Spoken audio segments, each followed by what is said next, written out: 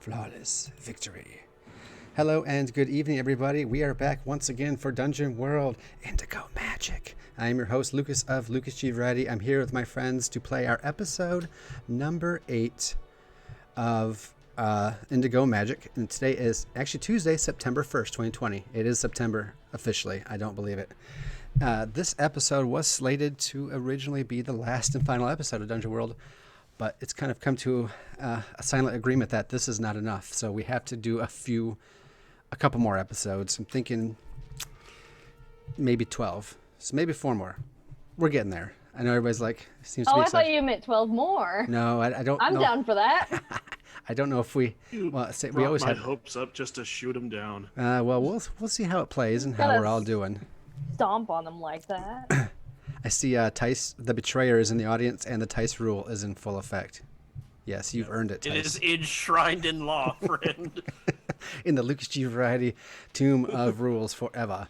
Anyway, I think that's everything. I think that's all our introductions. So remember, you can affect the game with some bit donations, as you see right over here on the screen.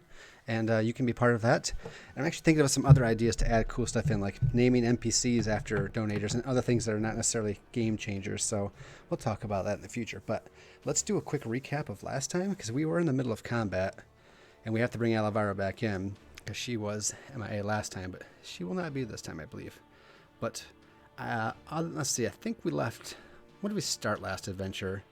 I think we started with a perilous journey out of the city. Was pretty much it, right? After a little bit of role-playing in the Golden Fane? Yeah. And then we got... I was a quartermaster, and we didn't use any extra food, but... We got a little bit lost. A bit. A smidge. Just... We took the scenic route.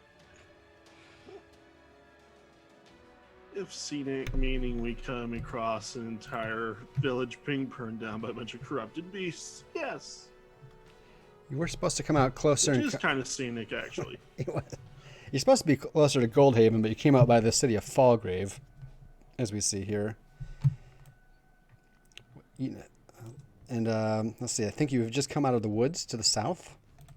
Yeah. That was the Scarce Rain Timberland, whatever a random generator made up for me that last time. And let's see, you come. I think evening was approaching, and you come across the city of Fallgrave. You're probably thinking that was your destination, but it's in the wrong direction from where you're at. And you see some smoke coming out of Fallgrave, and that's when a gigantic, and we related it to Cloverfield. You know, or any Godzilla, any large-size gargantuan beast that you want to throw. Ikojira! From your imagination, just rears up its head out of town and just like, and it's just like looks your direction, just like it's smelling the air from like a mile away.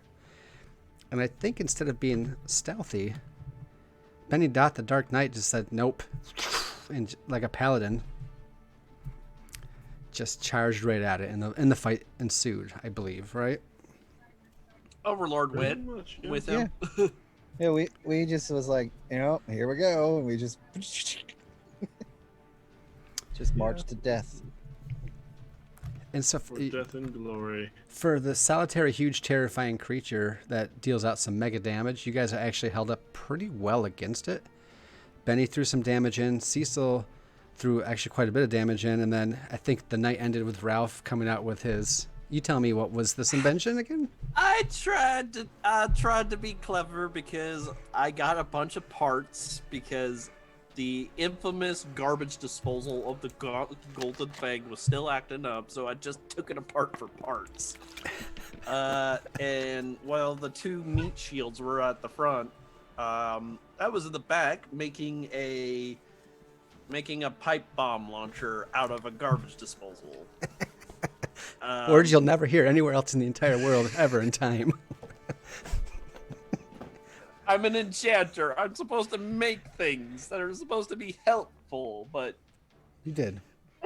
Well, you tried. But I tried, but the first shell out of this thing, of course, detonates way early, and well, now all the other little Griblies that were with the kaiju are all mad. It explodes in the sky, and it's like, I think, indigo magic. Indigo plumes went everywhere, and then you just start hearing like the ground shake a little bit, and like all these tons of footsteps, and like from your east and your west, maybe your north and south, but basically your flanks, you see like the tall grass is moving as things are moving through there at an incredible rate, and they're coming right at you guys, and you're still in the middle of the battle with this gigantic beast above you. And that's the three of you there. Zorm came out with you, and he's like, he's like, I left my hat inside. Can I go back in for my hat? My hat. And you're like, no. And you made him carry the backpack, and he's slow. And I remember we had several cutscenes where he wants to cast magic, but his magic's corrupted. It's like, no! Every time he's like, well, if I perhaps could just cast a small fireball. No. Perhaps if I just use a little telekinesis. No. He's just like, you're in the magical corner with your magic dunce cap on. that's the thing. I don't have my dunce cap. It's back inside the small tavern. And that's kind of where it's at. So you got the old dude in the back just grumbling. He's probably standing by Ralph. And the creature's hand has almost been sliced off. Oh, Tice the Betrayer coming in for... No. That's a lovely party you have there. Each is for their respective bonus. Oh, let's see.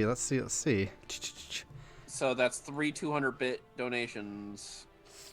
3 200-bit donations? No, two it's 2 200-bit. 200s and a 100. Okay, so that 2 GMEs and one Yeah, for the and a plus players. one.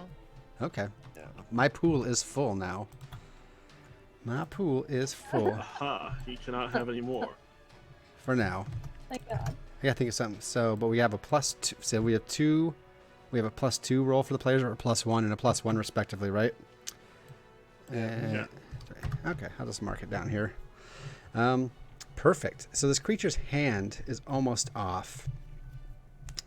Cecil really did some damage there. Benny also, I think he sliced across the weak spot, which I think I said was the throat. And Yeah. well, Benny, it's your time to shine. But anyways, so there you are. You two are still facing off this thing. The pipe bomb exploded in the middle of the air. Zorm is grumbling behind Ralph, like, oh, well, maybe if I would have cast some magic upon it, it would have made it all the way. Wait, what's coming? What is that? And Alivara's been inside this small model tavern that is in Cecil's pocket for the last few days. What do you guys do? And thank you, Tice, by the way. Thank you. Well, Yeah. well, I am going to proceed to swing away with a hack and slash against this big fella, All right. or at least attempt to. All right. So, Yeah. and maybe, I don't know if Cecil and Benny have had any type of, like, acknowledgement of the pipe bomb exploding. Maybe they heard it. Maybe they saw it for just a brief second, but they're too engaged possibly to know what the danger is coming. I don't know. But 7 and 9, you deal your damage, and the enemy makes an attack against you. So you engage. The creature like throws its bloody hand behind it, and it comes right at you with its face. The horns, like the steel plate, not steel plate, but the bone plate in its head, and the horns coming off. It's a real nasty looking face, and it slams its face into you. What's that? Okay, I do have a quick question. Mm-hmm. Regarding specifically my dark bladed weapons tags, such as +1 piercing for it being sharp. Okay. What does that necessarily mean for me? Piercing. mechanically? So if it had, let's say the creature had 3 armor, it would pierce through 1 armor, so it would be unable to ignore 1 damage. So, Gotcha. so your dark blade slips right between the bone plating and does full damage.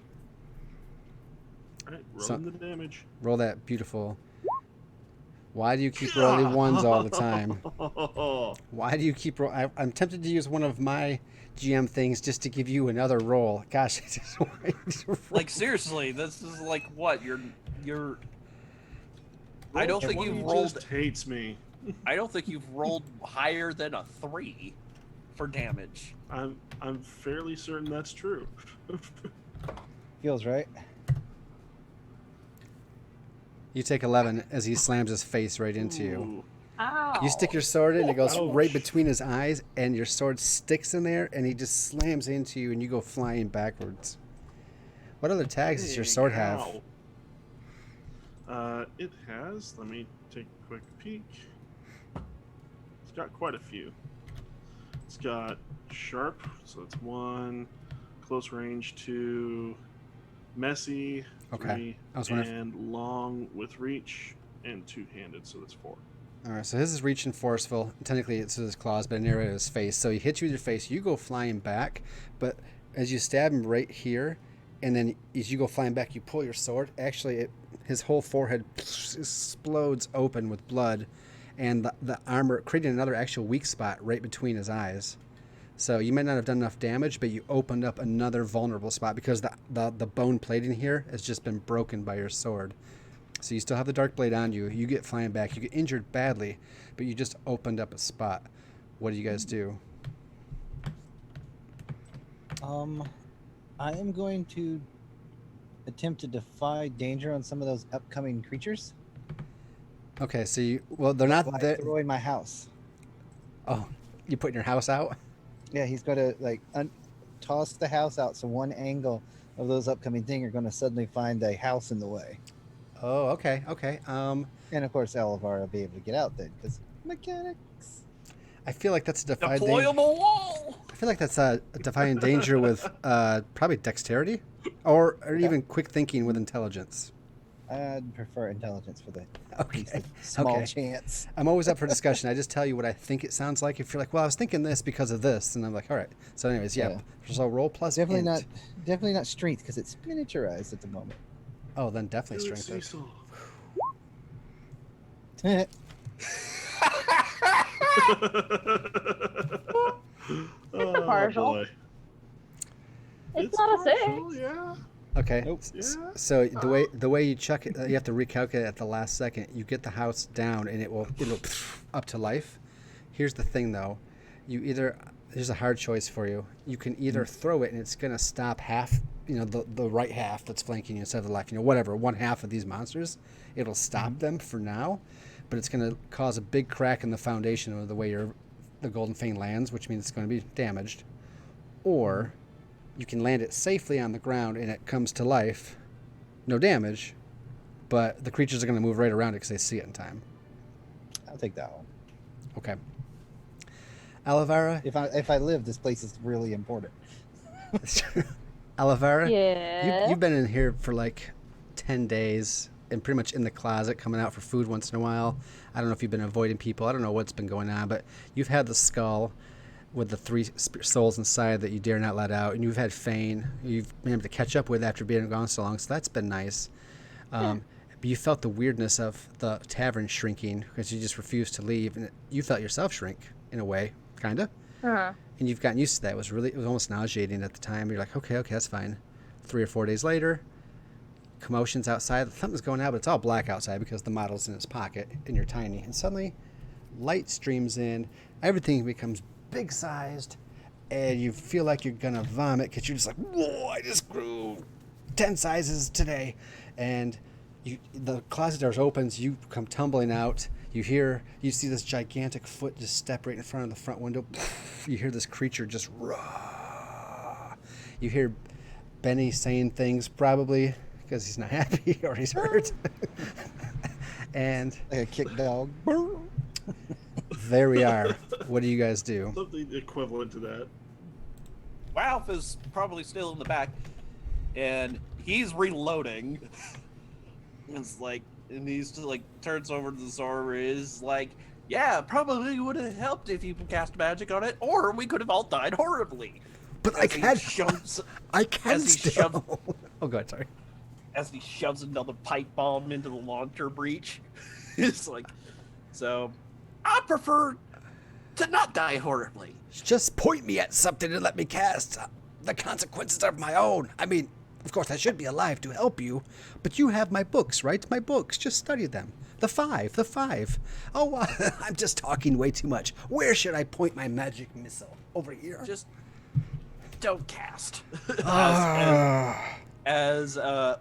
He's so and Ralph is going to take aim. And he's gonna focus fire on the big critter that just yeeted the yeeted the dark knight. I like that idea. Like you're having this conversation, and Benny just rolls past. Yep. Oh, He's tough. Maybe my Tough as he talents, looks. maybe my strength I'm talents, okay. my strength stat of -2 can be useful to pick up the Dark Knight. I shall be over here picking him up then. Yeah. So, Moves like a yeah, let's see if I can actually hit something this time. All right, volley away, sir. please, come on. Volley away, volley away. Hey, that's not half bad. 0 to 6 and 1 to 2. Are there some things I don't remember the properties of your item, or the things that. If I recall correctly, the two properties that were the two parts of the enchantment were that it does that it works as an intended, and then it doesn't have, and that it doesn't have any weird limitations. So it can have some side effects, Yes. which is what I used last time. Yep. Yep. So successful though this time. Yep. And then I think I had this specifically as set it up to blow out anti-corruption, which was that indigo magic color. Okay. So go ahead, and I think I'm just gonna say our holy damage or our anti-corruption is just gonna be as D8s from now on, in case there is questions. So roll your damage plus a 1d8, and then you have a consequence.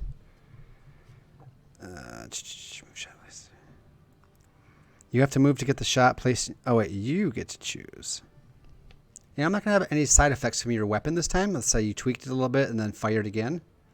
And then I'll let you pick something from the volley. Okay. As long as it makes sense. I'm not sure if you have ammo for this or not. I assumed that it came considering that I built it, that I made ammo for it, and I've been just using stock for Okay, it. I guess you can reduce stock if you wish to choose as one of them, or you can do the -1d6 damage, or you can be placed in danger. I will take -1 stock. Okay.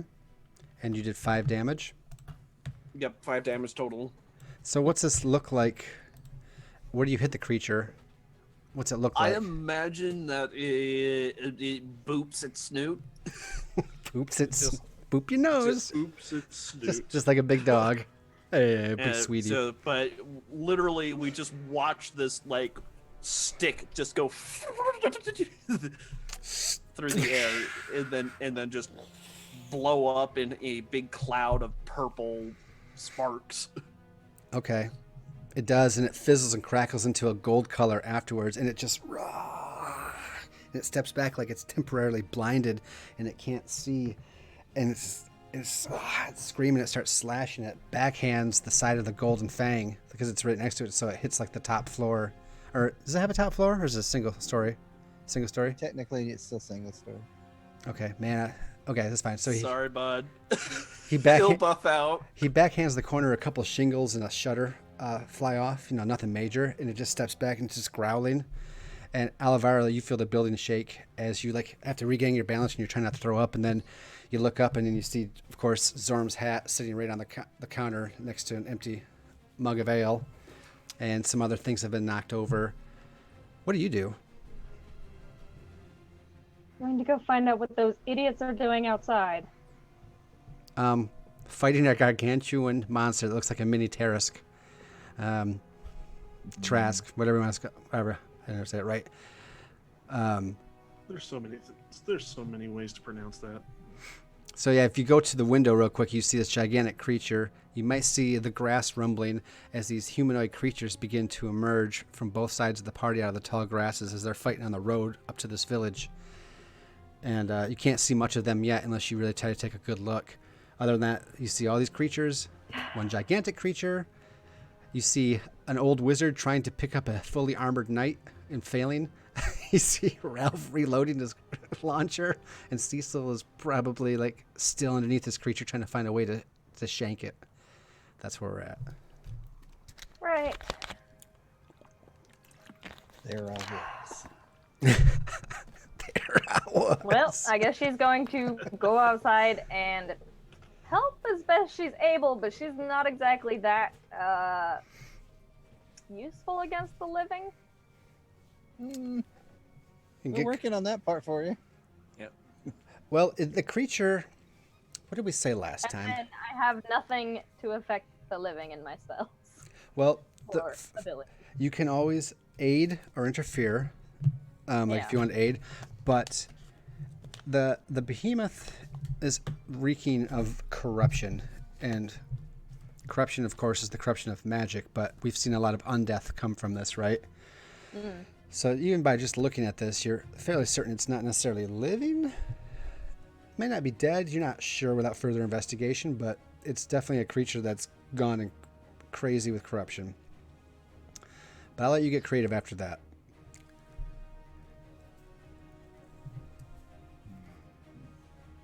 And of course, you don't have to go. I only put you on the spotlight. If someone else has a move they want to make, go for it. Trying to see if there's anything clever besides just trying to hit it again. It seems to be working for me, Benny- oddly enough. My Benny, tower! for one, definitely yells, "Aim for its forehead, aim for its throat. Those are its weak points." As he's being unhelpfully lifted up by the feeble wizard. The wizard's Oh, the wizard's I like, know exactly what I can do right now. the wizard's like, I can lift you up with magic, if you wish. No! You're still in magic prison I for know. now. Go ahead, Alvar. I'm just mincing words over here with this guy. No, So good. Alavara is going to use her. Well, Alavara found out another way to utilize soul. Oh. So she will go over. I'm assuming Benny looks injured. I think Oh, pretty. he got battered pretty good. Yeah. I had So bonus HP and he hit me harder, and I'm still was rigging. Oh, I forgot about Yeah. that. Yep. so Alavara is going to go over to Benny and just kind of reach a hand down to him, Mm-hmm. touch him, and vital transfer. I can spend 1 soul to heal 1d6. Oh, Nice. very nice. I Nice. think about the time you're That's getting there, a like, timely move. about the time you're getting there, like Zorm does the whole where he reaches his hand down, you do that clasp like this, and as Benny pulls up, he really actually pulls Zorm down, face plants into the dirt.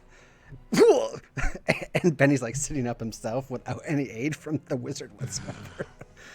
And then you get there, and we see a transfer of powers. You get 3 hit points back, which 3 hit points is 3 hit points. But I'm not going to complain. do we notice? So, are you using soul from within or soul from within the skull? Well, you see, at the end of last time, I was kind of drained on soul from within, and I haven't had any time to do any rites, put any souls to rest. So that's a soul from the soul. I mean, you've been trapped. So how do you do rights? How do you get soul back, other than put? I get soul back by doing performing last rites over a recently dead or dying sentient creature. Oh, you've had no That's time. how I gain soul. Yeah. So let me ask you: do we need to leave this up to a crapshoot to know which soul you just spent out of the skull, whether it's Lucy, Tim, or James, the previous Overlord? Do we leave this up to the dice? That's the best way to do it, I think. I don't know who would be worse. So wait, did you, Oh, boy. for vital transfer though, do you have to cast your spell, or is it something that just happens automatically? It does not have. It doesn't state that there's a roll to it. Stability. It just says that right there is the entire text. It's just basically because you're spending your Soul. your soul, Yeah. so that's the price. Okay. Yep. All right. Well, do you wish to let the dice decide? Yeah, let's let the dice decide. So you're gonna roll a 1d3. A 1 is going to be the former Overlord, And 2 is Tim McLeod. And 3 is Lucy. Dot. Or Lucy, whatever Benny that's right. Ooh, Oh. the Overlord, formerly known as. Overlord. Let's use the anger soul. He's so angry. Maybe this couldn't be any better other than if it was Lucy. So you have I was this. kind of hoping it would be Lucy, just for the drama. Just for the dramas. Benny, this is the first time you've seen Alavara in days, and she runs up to you. She has this skull with glowing green eyes that you know that's where Lucy is. And she runs up to you as you're picking yourself up, and before you can even say anything, she lays her hand on you, and the soul is just like shoots out through the skull, through her. You see a familiar-looking face that looks a lot like Cecil's face, but older and eviler, and it just fades right through your face, and you feel this presence of the darkest, most malignant evil, and then it fades, and you get 3 hit points back, and you feel a little better. Don't you dare use that on me again. So, meanwhile, Ralph is rapidly shunting another pipe bomb in, and it's like, "Oi, Meat Shield, if you're done having a heart-to-heart over there, why don't you take the right flank before we get overrun?" So good drama. Got it. I think I'm mad because this thing hit my building. My tavern! So I'm going to roll something that's useless, and as my gamer's opinion is like, don't do this, just hit it again. But I'm going to do this instead. Because if it works, it's hilarious. If it doesn't work, then still find it hilarious. All right. Projection of power. Oh, Well, Wow. Well, it it was worked. so close to critting. when you project So you have power to control an NPC. Wait, who is this NPC? The big guy. Oh my gosh! Are you sure it's not? Sit Doesn't that count as a monster? now. Oh, maybe I'll allow it. I feel like it's a monster, but you know what? I'll meet you halfway. It only works for one thing for me to make him do. That works for me. And it'll be literally smashing whatever's coming around my building. I thought you were going to tell Not him my building itself. repair my building and then go. Oh, he can't do that. Hey, you! Fix that damage, you dumb kids! Baseball through my window!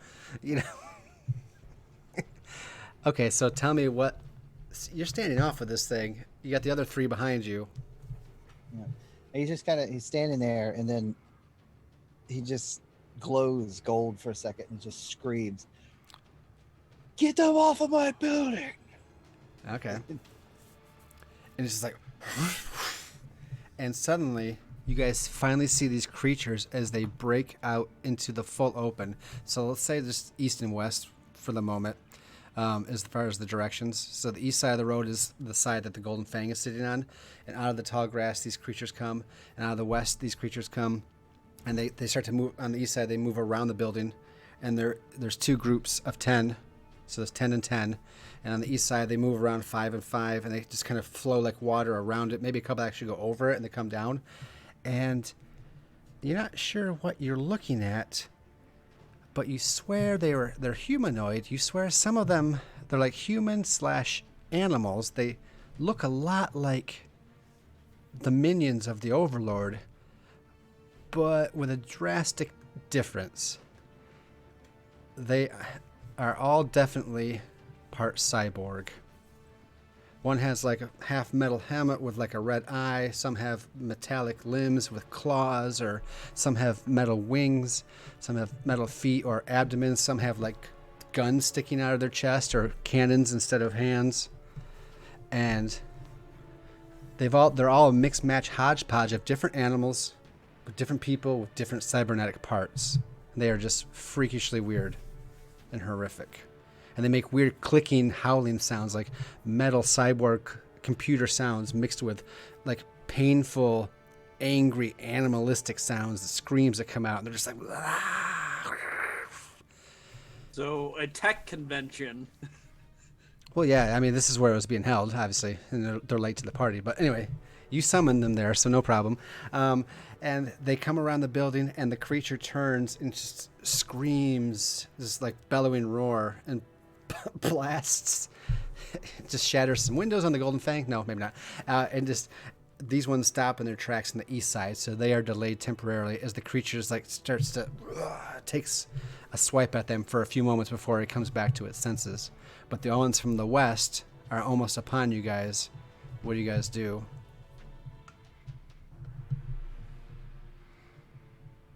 I'm gonna shoot my pipe bomb launcher at the big thing, because since I already have something loaded for anti-corruption, it's probably gonna take me time to remodel this thing to just be explosive. So I'm gonna take the shot I have loaded.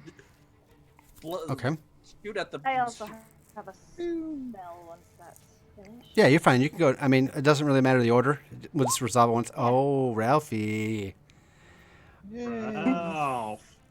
So the creature turns its attention, basically turns its right side to you, and it just punches at a couple of the creatures. Maybe like one shatters against the Golden Fang, you know, as it splatters and Ting, ting, ting, bangs. something falls off. It's just like a weird mix of gross stuff. And then you fire this thing into it. Roll your damage with the extra D8.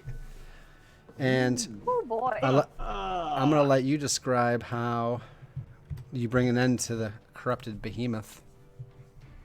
So I imagine Ralph is like, okay, and he just, and the more I think about it, the more that this thing is more like a bazooka, just like a very poorly made pneumatic bazooka. And he just is like, okay, and just fires it off, but he probably has a brief moment of stumbling where brings it down, and we watch it as this pipe bomb hits the ground, bounces up, and probably as this creature is leaning back, it probably just right in the mouth. And he's like, just a more gory version of like the ending of the King Dodongo fight from any Legend of Zelda game. it explodes. The entire head and the neck are gone. The right hand that was mostly wounded shatters from the impact and goes flying, so the right hand is gone. And the Golden Fang is now painted a corrupted green across the entire front of the building. In the windows, painted on the shutters, all over the cyborgs, cyborg creatures. Actually, I call them triborgs. All against all the triborgs on the east side and the whole thing, the Golden Fang sign, everything. But the creature stumbles for a second and just kind of slowly slumps over against the corner of the building. I just have to keep saying anything that's against the Golden. It'll buff out. And it is still well done. And It's coming out of your cut. So that falls. Probably a bad idea. Let's just hope I can get the. Let's hope I can roll well enough and I don't have to spend soul. what are you doing? Casting a spell. I would say why? Oh, never mind. Let me go take a look. What is it? Is soul magic? Okay. Yeah, that's how she casts her spells. Oh yeah, okay, that's right. So I just 11? have to roll to see if I cast it first. So 11 to plus. I choose just one consequence.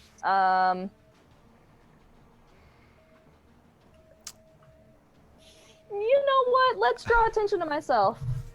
Oh, I was hoping you'd say that. The spell that I am casting is Shroud. Okay. It just creates an area of supernatural darkness and shadow. Basically, the intent is just to. Well, if they can't see us, they can't do any damage, right? So you put that around your immediate group. So basically, you, Ralph, and Benny, and Zorm, or around the building. I'm thinking more. Even more than that, basically. Basically, everywhere she can see is just shrouded in darkness right now. Mostly just because this is a crowd of those even weirder things than, Cecil's things. Yes. Okay, so we'll say expands because you rolled very well. You're gonna. This darkness permeates from you and further, and it surrounds most of the Golden Fang as the creatures are in it by the big monster and all of you. And then the creatures are coming into the fog cloud, the dark cloud from your left, from the west. But it's darkest in front of you, around everybody else. But you suddenly see like red dots or laser sights or laser pointers. You see lots of little red laser pointer eyeballs and other sensors, and they're like cutting through the darkness, and they're all like they're all red dotting on you. Yeah. Oh, Oh boy. But you rolled an 11, so you didn't roll a fail. But the attention, you are on the spot, and suddenly it's just like, wrench, reorganize, regroup, new target acquired. I activated my armor before doing that. Ralph, Congratulations, you've been promoted to bait. I should have activated my armor first, I think. At this point, Oh, well. seeing would Benny have seen the red dots starting to oh yeah, they cut through. focus on Olivara? I think so. I think you guys can still see fairly well. It's because it's more of a defensive spell, and you guys are allies, right? At least that's how I'm kind of envisioning it. But you can definitely see them, yes, cutting through. And there's a majority. A couple are poking on you guys, but the majority are pointed at her. I am going to, since she's basically going to be under attack, I will defend her. Okay. Aw.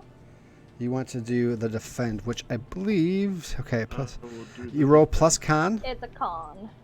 and this is depending on how many holds you have. So like tokens to spend on things. So you're going to stand in defense of a person, which is a person, item, or location. So it's going to be a person, which is Olivara. So you just roll a plus con. Here we go. Thank you. 8. So you may 8. on a 7 to 9 hold 1. All right. So as long as you stand in defense when you hold, when you or the thing you defend is attacked, you may spend hold 1 for 1 to choose an option, and one of those 4 options below on there. I'm assuming, do you have the move up in front of you there? Yeah, I do. Okay, perfect. Trying to pick. You don't have. Well, you can wait. You don't have to pick until you spend it. Yep, until either you're attacked or okay. she is attacked. So that's why it's called a hold. You hold on to it now, and then once I say, all right, you're going to take some damage, you're like, nope. Instead, I want this to happen. And you're like, oh, okay.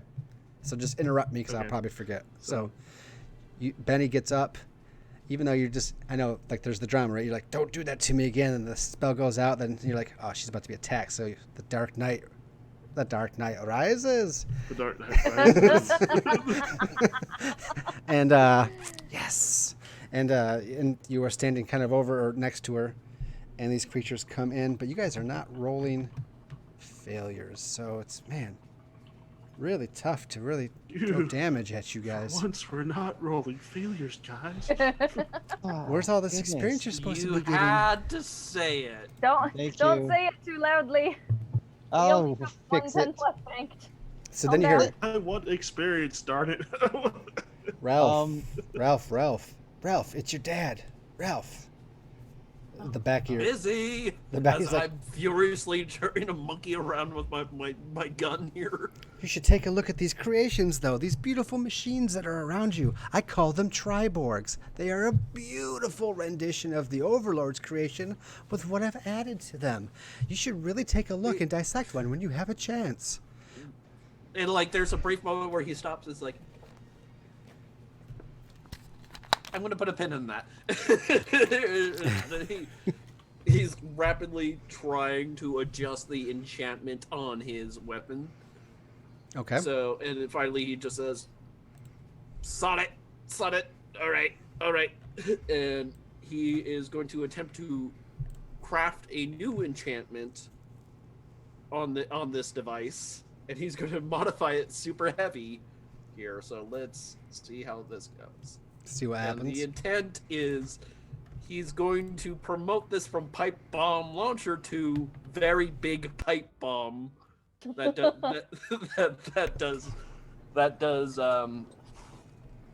does a very big explosion. Oh, so you're gonna turn it So into just- a one-use baboom? A one use big bomb, big boy. Okay. So it's just going to be a straight up explosive damage type instead of trying to. Let's see how you convert this bad. Come on. Electrode, use self-destruct. Hey! That's an 11 on the craft enchantment. Nice. So, all right. The two things I will select out of this is that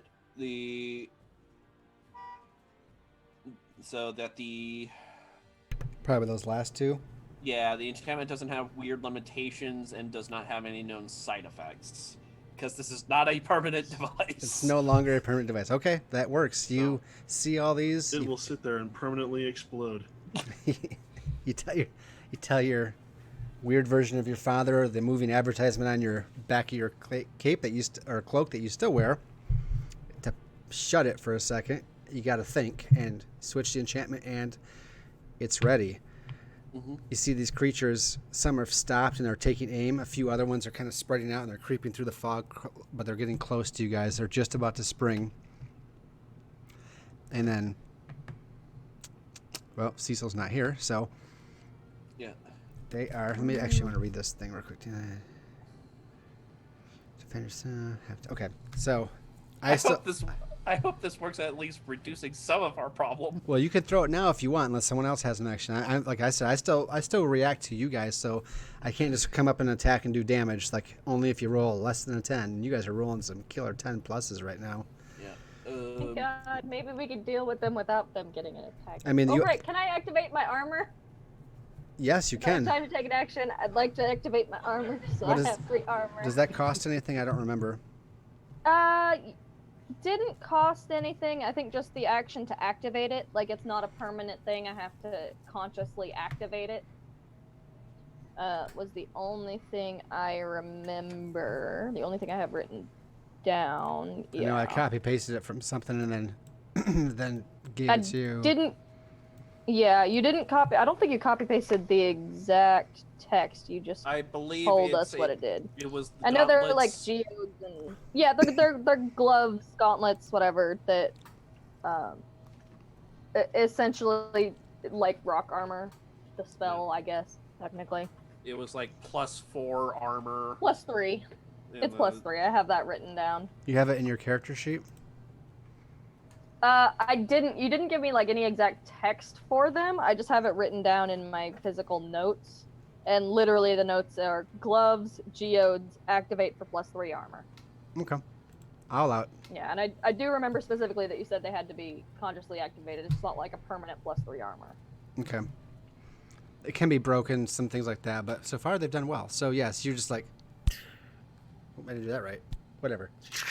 And you get all rhinestoned up. So yeah, but they're black rhinestones, so you know it's classy. You know it's classy. Black rhinestones. Okay. So nothing's attacked you yet, but they're very close. They're the ones from the east are pulling away from the creature. You see a couple crawling up onto the creature for some weird reason, like they're investigating the big hole in the neck, like. And they're crawling up from what you can see, and then the rest are coming into the fog, and the other ones from the other side are coming into the fog. You guys are very close to being attacked. The fog has delayed them. It's working well, but what do you guys do next?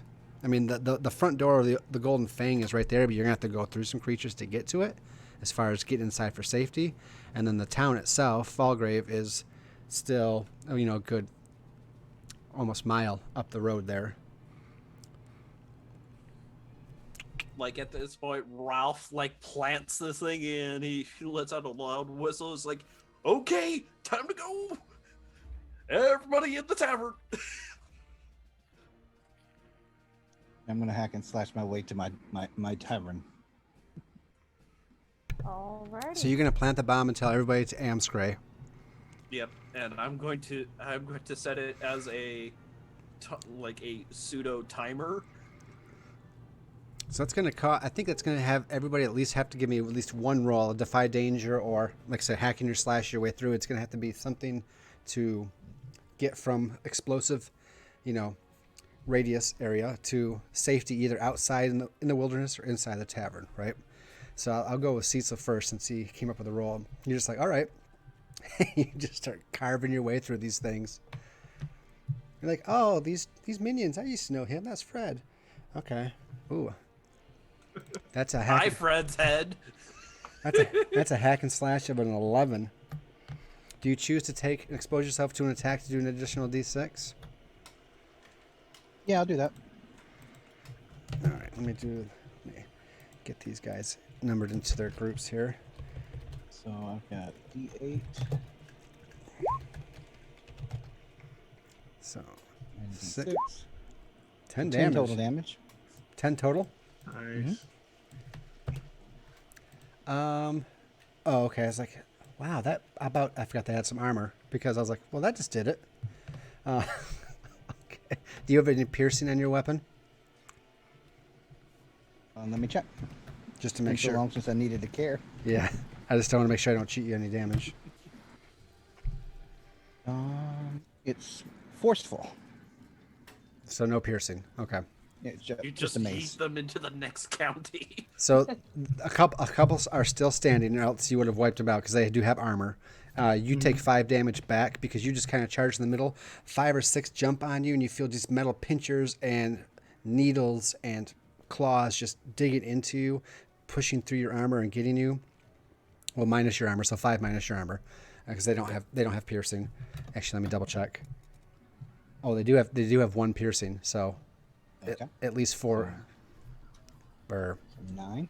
Okay. so yeah, 1 more damage. 5 minus your armor, but add it back on for the piercing. And you cleave some. They go flying. They hit your end and splatter / smash into pieces. It's like, no, I was Fred. Oh, no, but I'm just getting that Sauron moment where I'm just blah, blah, blah, blah, and then the next one's go step from the side. I'm like, oh, slap! I'll slap you too. yep. And Yeet for all of you. whatever minions you have around you are just like, master, they are freaks. They are freaks of nature. Protect us. And you, Because you're ones to talk. we heard that. And then you burst in the front door of your tavern, and you are inside. Who's next? I would like also to be probably inside the tavern. I want to go Seems back in the like a smart closet. It move. sucks out here. Yeah. Hoorah. No one wants to be in range of one of Ralph's contraptions. No, definitely not. And I should say, for the narrative, Fane did not follow you outside. Like, you got so distracted, you went out, you didn't notice, but he didn't follow you out, right? So Fair enough. it's crazy outside. Yeah, I cannot blame him for staying inside. Just tell me I what don't you want even to know do. what kind of role you want. Are you just trying to hustle inside? Are you trying to barrel through people? Yeah. Are you trying to dodge people? Not the most physically inclined person. Well, you tell me how you kind of get from point A to point B without getting slashed. Just narratively, descriptively, and we'll go from there. With her armor, I feel like she just kind of bullies her way through the crowd. There you go. Got her armor, she's just, get the hell out of my way. All right. Defy danger with your con for enduring through. And then, That's a 6. that's experience, too, for you to mark. That's experience. Yay! Well, you do have 3 Well, I armor from said these, that right? Failure I thing, I do, was only yes. kidding. We have some bonuses. Wait, hold on. I need to math, because... Okay. I forgot to actually subtract my experience from leveling up. Do we have a to 3. +2 to a roll or something here? I think you have to declare that beforehand. I would feel like you should do that before you roll, yes. Oh, it's Yeah. so low. Yeah, it's only fair. So, So you barrel you're through. still defending me, right, Benny? Oh, yes. I'm defending you.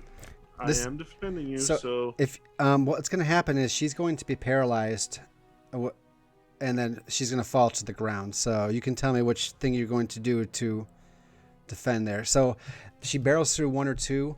One jumps down, and he just has this like little electrode thing with electricity like zapping in between, and he hits her right in the neck, and she just, and it will make her collapse, and they're going to grab her, Oh unless dear. I will. you can. I will redirect an attack from the thing I am defending to myself. Redirect an attack from the thing you defend to yourself. So you're going to take the attack. Yep. Olivera, Jump in front. it comes right at your neck. You're like, oh no. And then suddenly, like, this arm gets right in front, and the shock goes through Benny as he just convulses and falls to the ground, allowing you to get past and inside. Man, there are some bonds being written tonight. That's all I have to say. And you're inside. You're safe. There's that tick, tick, tick, tick, tick, tick, tick. Yep. Can I, like, pull him in? Like, I'm not leaving him out there. Sure. I just want to, like, For just... sure. I'm not very strong, but... You want to grab... I'd like to try and, like, get him in here. So you wanna go? You just want to turn back around, grab him, and pull him inside. Yeah. I feel like that's defy danger with your strength. Grab him and hurl him How aside. would we feel about me using the 10 plus on this?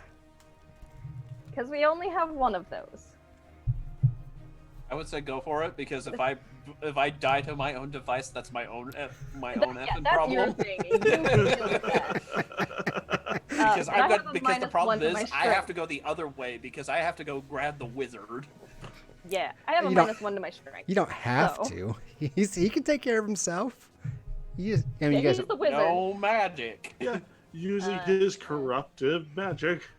He might just duck behind a Brock or something. You guys don't know. Anyways, so you're using the 10. Yeah, okay, so, yeah, I'm gonna use that 10 plus. And so, I think what we see is Olivara takes a couple steps further, realizes that Benny isn't following her, and, sees that he took what was meant for her and just doesn't even stop to think about it, just, like, takes one of his arm, puts it around her shoulder, and just, like, throws them both into the inn. Mm-hmm. And you find one of the Triborgs tries to follow you, and as soon as it comes into the door frame, it just gets like it gets punched in the face, and it flies right backwards onto the ground. Like something prevented it. Like it ran into a wall, even though it's an open doorway. And just falls back with like a crippled, broken cybernetic nose.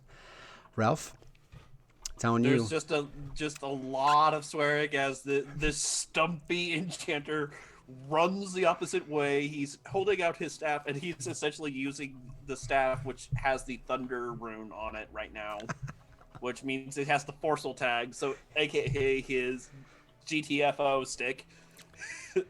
And he's going to run towards Zorm, and it's like, let's go.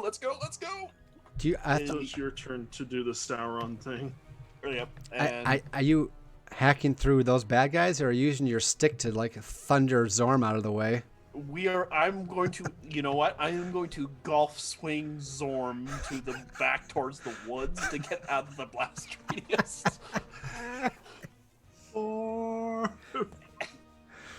Air time!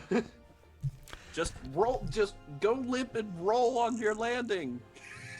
I feel like you're defying danger somehow. I think this is a defy danger with a strength check because I'm going to literally whack him with the stick to try to clear him from. I'll allow that. I think that is a 9. Perfect. So Zorm's like, wait, what are you saying? Tell Precious I love her. And like Team Rocket is blasting off again. and like Ralph is just like gotta go. He's still running in the same pathway, trying to also get out of the You hear him blast radius. as he's falling. He's like, "Can I use my magic to land safely?" No! And you still say no from a distance too far away. And you just see it's like From the cartoony. doorway. No! I imagine that this is probably also the point where the bomb goes off. Yes, but before it does, Yes, but. you're pushing through some of these guys, and they stop, and as you're coming out of the fog cloud, they stop and they look at you, and you see like their eyes light up and like dilate some of their mechanical eyes, and you just hear like target acquired. They're like, or no, target identified. 1 Ralph McLeod, uploading information. to the Macrachnid. Upload complete. New mission acquired. Capture Ralph McLeod. Destroy the rest. All attention suddenly is coming your way, and then your bomb goes off. Yeah. So, how much damage is a giant explosive worth, considering that it was... I essentially spent three of my stock to make the original thing, and then I spent another stock to make it a bomb. I feel like it's all consuming. However, I'm still going to make you do a roll to see how well it works when it goes off, which I think is going to be, well, defy danger roll of some sort, probably based off your mental fortitude of some sort. But So if we're talking about how effective it is, like, I would imagine it's probably how well designed it is, and that would probably be off of intelligence. I was my first thinking, because it was quick thinking, right? So plus int. I feel as though the damage is pretty good. I think it's gonna be the better of. Let's see, what's your plus to your int? +2. Okay, so I think it's gonna be the better of. So when it says better of two, like when it says B 2d12, that means you roll 2d12 twice and you take the better result. So I think it's gonna be 2d12 plus 2. So it's gonna be the better of the 2d12 rolls plus 2 in total damage. All right. Okay.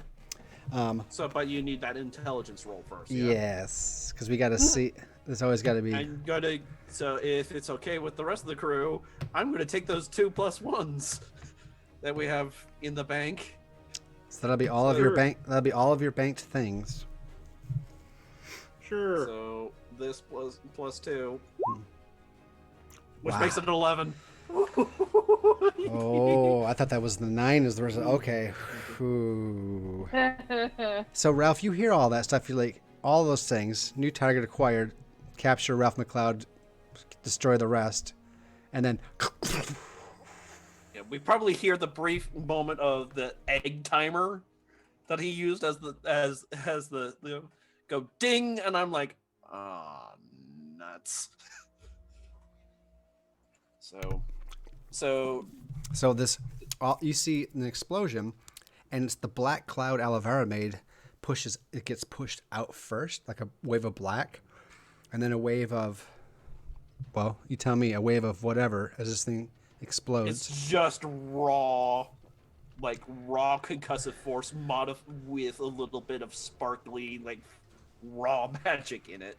Okay, and it just, and luckily because you designed it just perfectly, instead of destroying the golden fang, it just neatly divides around it like a rock in the middle of the river, and the water just flows around, and everybody's eardrums almost get blown apart. Everybody can't hear for a minute. Everybody gets knocked to the ground no matter where you are, and you pick yourselves up. It's very cool. And you say it's D12?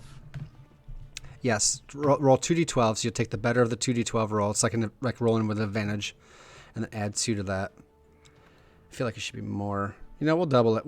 We can add +4. Let's get real. 2d12. 2d12.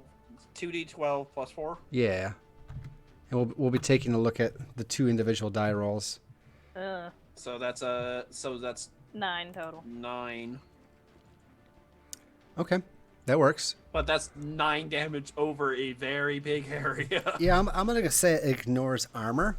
So the east group that was only a few left are completely eradicated, and the west group that you were pushing through are all blown away. As you guys are picking yourselves up, you see one Triborg with one of its legs blown away. So it is now a Triborg.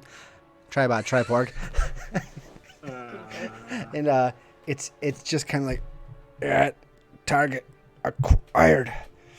Target, and it's like it's slowly like clawing the ground and crawling towards Ralph, but it's really beat up, and it's the only thing that's moving outside. The body of the big creature from the concussive blast got pushed over alongside the inn instead of against it.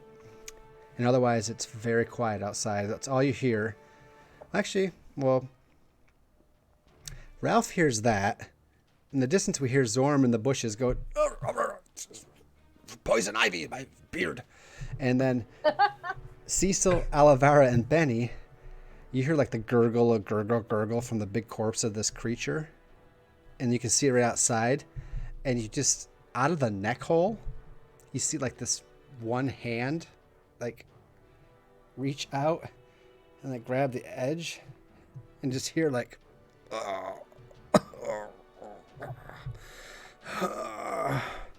like some groaning of pain. And that's where I'll leave it open for you guys.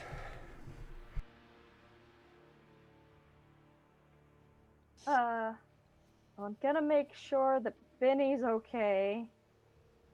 Gonna not touch the skull because he doesn't seem to like it when I use that on him now, which I can't blame him. So we're gonna pull out some bandages instead. Benny is is starting to be able to move again now, but Yeah. the feeling's coming back to all his limbs. So she's going to work on bandaging him up, and I actually have bandages. Ooh. So I think that actually heals 4 damage. nice. So some non-scully, non-magical bandages are being applied to you. Now that we have a moment and there's no immediate danger, I have the time to use them. So that's Olivera and Benny, and we see from like behind the bar, kind of floating, kind of around the corner, from like over the shoulder of Fane's ghost. He's kind of watching this interaction curiously, and just is kind of staying out of sight. And then we see Cecil, who's looking at this hand coming out of the neck hole of this creature. And Ralph outside picking himself up as he sees this one thing. Like it's like 20 feet away, right, Ralph? But it's just kind of like it is determined to come at you, even though it really has nothing left, right? Yeah.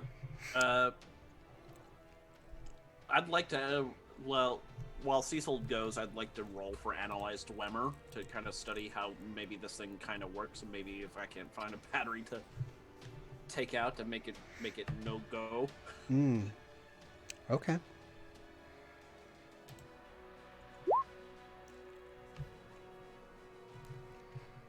So with an 8, you get to ask 2 questions. Is there a consequence from rolling 8, or is it just 8 gives you 2 questions? So, hang on one second. Let me just. Yeah, I get to ask 2 questions on because it's like, oh, right, this is the one that if I did a 6 or less, I asked 2 questions, so you lied to me on one of them. Oh. This one, I asked 2 straight up questions, and on a 10, I get to ask 3 questions. I love that 6. I love that. Oh, that was so much fun. I have to tell you the answers to those, by the way. Okay, so you get 2 questions.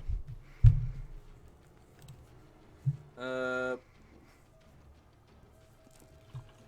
see here. Who created this object and how old is it? That is one question. I can't believe they actually combined that sentence into one question. Okay.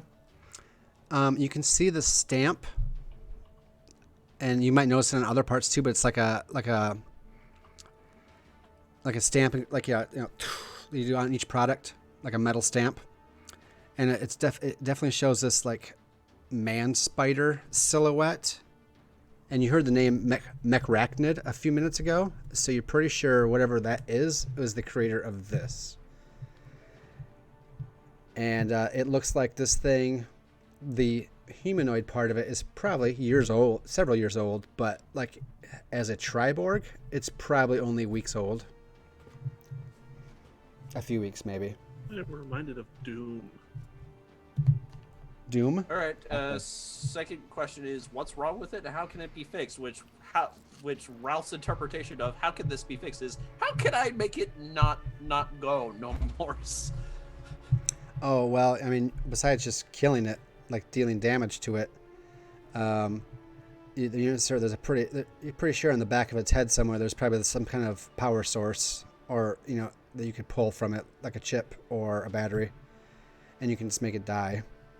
Because it looks like the cyborg part probably promotes the life or whatever type of life it is for the organic part of it. So you kill one half, all of it dies. How about that? So, okay.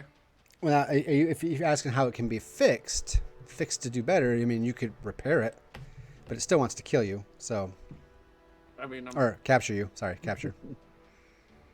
So, I mean, I wanted to not move no more. So Okay. I was just looking to see if there was a way other than being caveman ooga booga about Yeah. If you walk up like around it because it's moving so slow and put your foot on its back to hold it still for a second, you can like, there's a wire, cut it, or here's a little battery, pull it out. You can do it effortlessly at this point. it. Yep, I do so. Ralph McCloud. And the life leaves its eyes. Oh man, I almost feel bad for it. To make me feel bad for my own creations. What? Anyway, let me jump back to Benny's getting bandaged up. Yes. Spinny bandage. Benny the bandage dot. You guys can do any role playing there, or we can see what Cecil's doing. On you guys. I feel like Alavar is just like constantly apologizing really quietly right now. Just like, I'm sorry. Don't worry about it. Right. Look, it's just you're the closest thing that I have to a friend. Sad as that may seem, and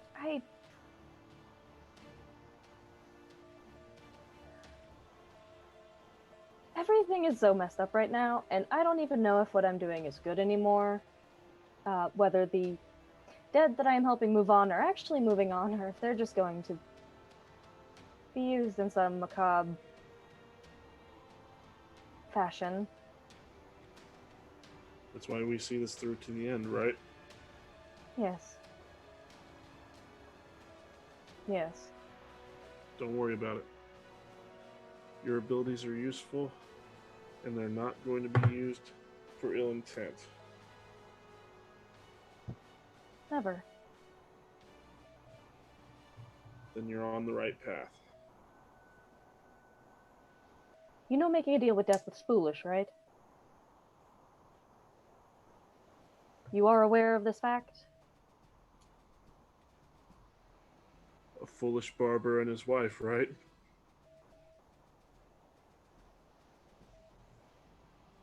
Yes, well. Sorry.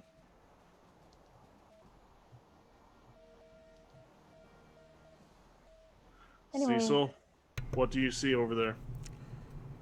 I have to say, that was one of the best role-playing moments so far in this campaign. It's the little thing. It was. That was great. Sorry, said to interrupt there. Anyway. Cecil looks over at you. You get healed up. I'll go check it out. And he'll literally just not de-armor and just walk out. And he's gonna, when he gets close enough to that hand, he's gonna just grab the hand by the arm by the wrist and start pulling on it. Be careful, laddie. Be careful. And out comes this slimy, covered in bile and stomach acid and blood, this stout dwarven man. As you pull him out, and he just onto the ground, just in a big sploosh of bodily fluids from this creature. He's like, cannot stand up being in there no longer. He looks up, he's like, well on you, lad. A creature swallowed me a few minutes ago, and that's been hell ever since. I assume you're from the town. I swallowed some of them. And he's like, he just turns his head and hurls. He's like, whoa. I be from Fallgrave.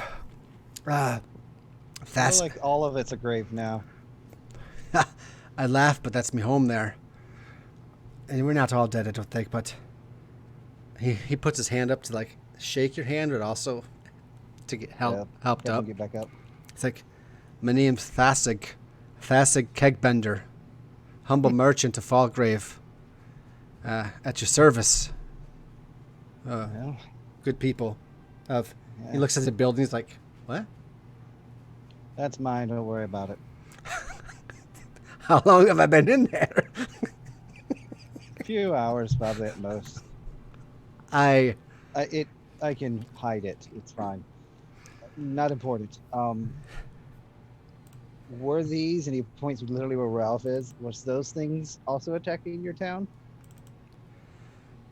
I know. He like gets one up. He gets up close to one. He's like, we've had a couple scragglers like that come through, but never in as many numbers as I've seen here.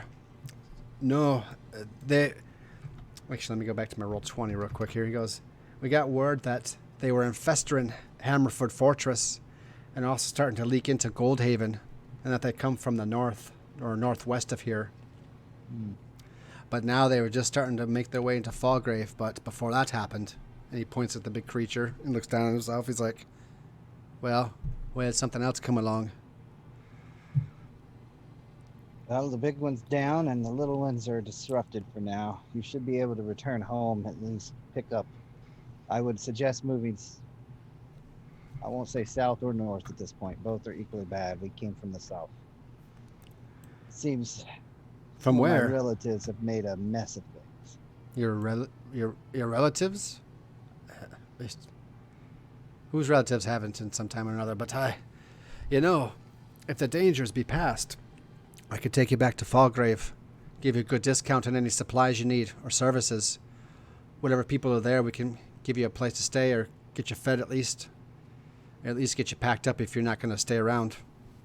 You got room for my inn? He's like, Well, I assume the fact that the giant monster smashed everything, there's room. room for a building that size, aye. But do you move it there? Like I said, stranger things have happened, eh? They always do.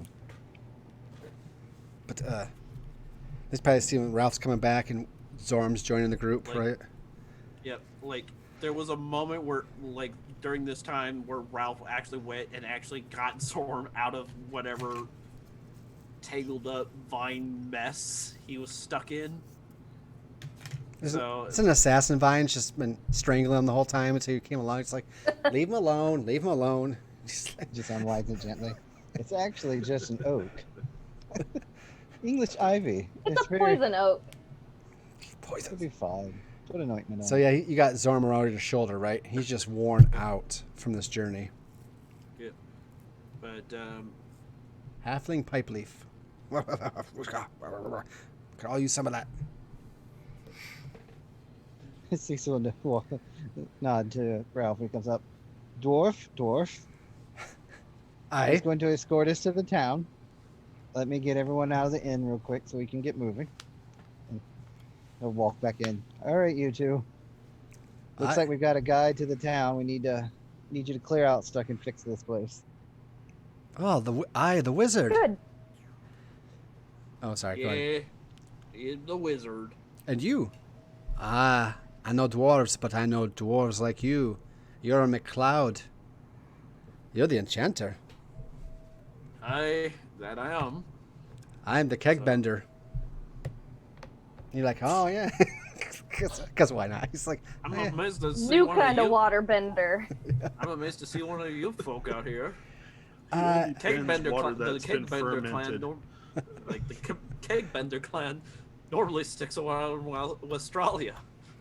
we over the last few years we've been in the west end of the Diamond Summit Mountains, but more into the West Australia side. But I left to strike up my own here merchant business in Falgrave.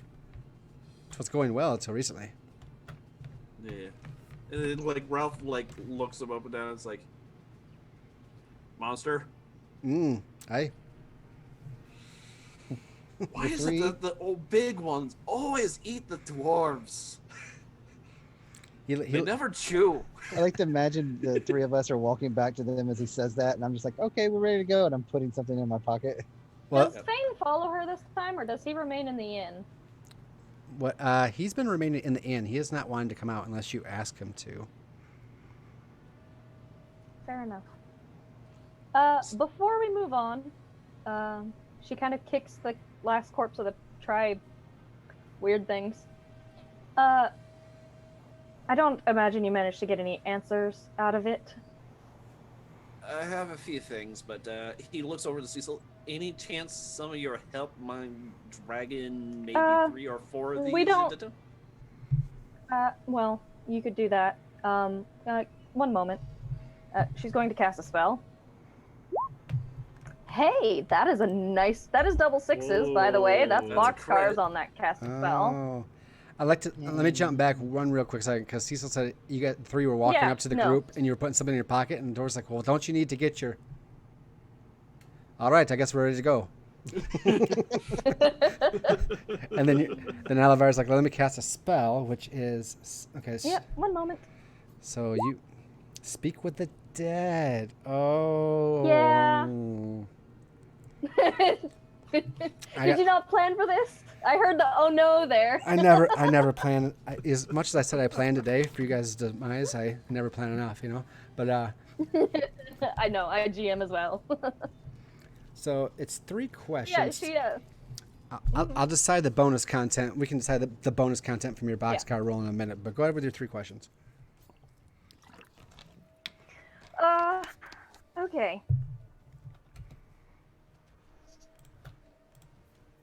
I hadn't thought about 3 questions. I just knew talking to it would give us information. So does this spell come with a light show? Is there a visual indication that this is going off? Oh, there's indication that this is going off. I kind of imagine she kneels next to it, and you know the whole black purpley veins in her arms. They start glowing a little bit as she like places her fingers on the head and of this. Yeah. Okay. And then Ralph has seen you do this before back Oh, in yes. the starting crypt. So he's like, She's done this before. So 20 questions, huh? I was just asking about the manrachnid thing that they were talking about. Manrachnid. He would give the actual proper term for it. It's mechrachnid. Yeah, I have it written down in my notes. So I believe the first question would be, who or what is the mechrachnid?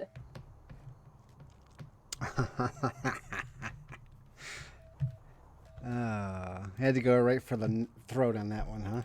Let's see if I Of feel. course, that's the most pertinent question. I feel like for fun, I should tell you this on the side. The logo is stamped on Sure. the side of all of these critters.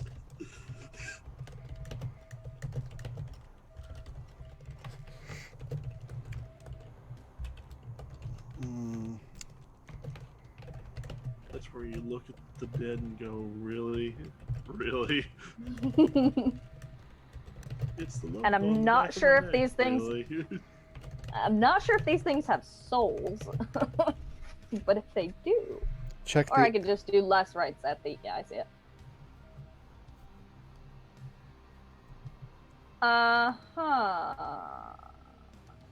That was Okay. That was a bit of information I wasn't planning on sharing for a while, but Right. way to roll. Like Ralph Sorry, is you giving, can't like, expect a to throw new enemies at me and expect me not to speak with the dead after we kill them. Nope, that's perfectly fine. Yep. What'd you say, That's Ralph? just a quizzical It eyebrow is from what Ralph. Alavar do. Huh? It is what Alavar do. Yeah. It is. She It do what is she what do. Yeah, it is what she I do. I believe believe they this count is as one of the sentient. first things that she did on this in this game was speak to dead. Mhm. Talking skull. Okay. I don't know that she's not sharing that immediately. What are his goals? Ah. Oh no.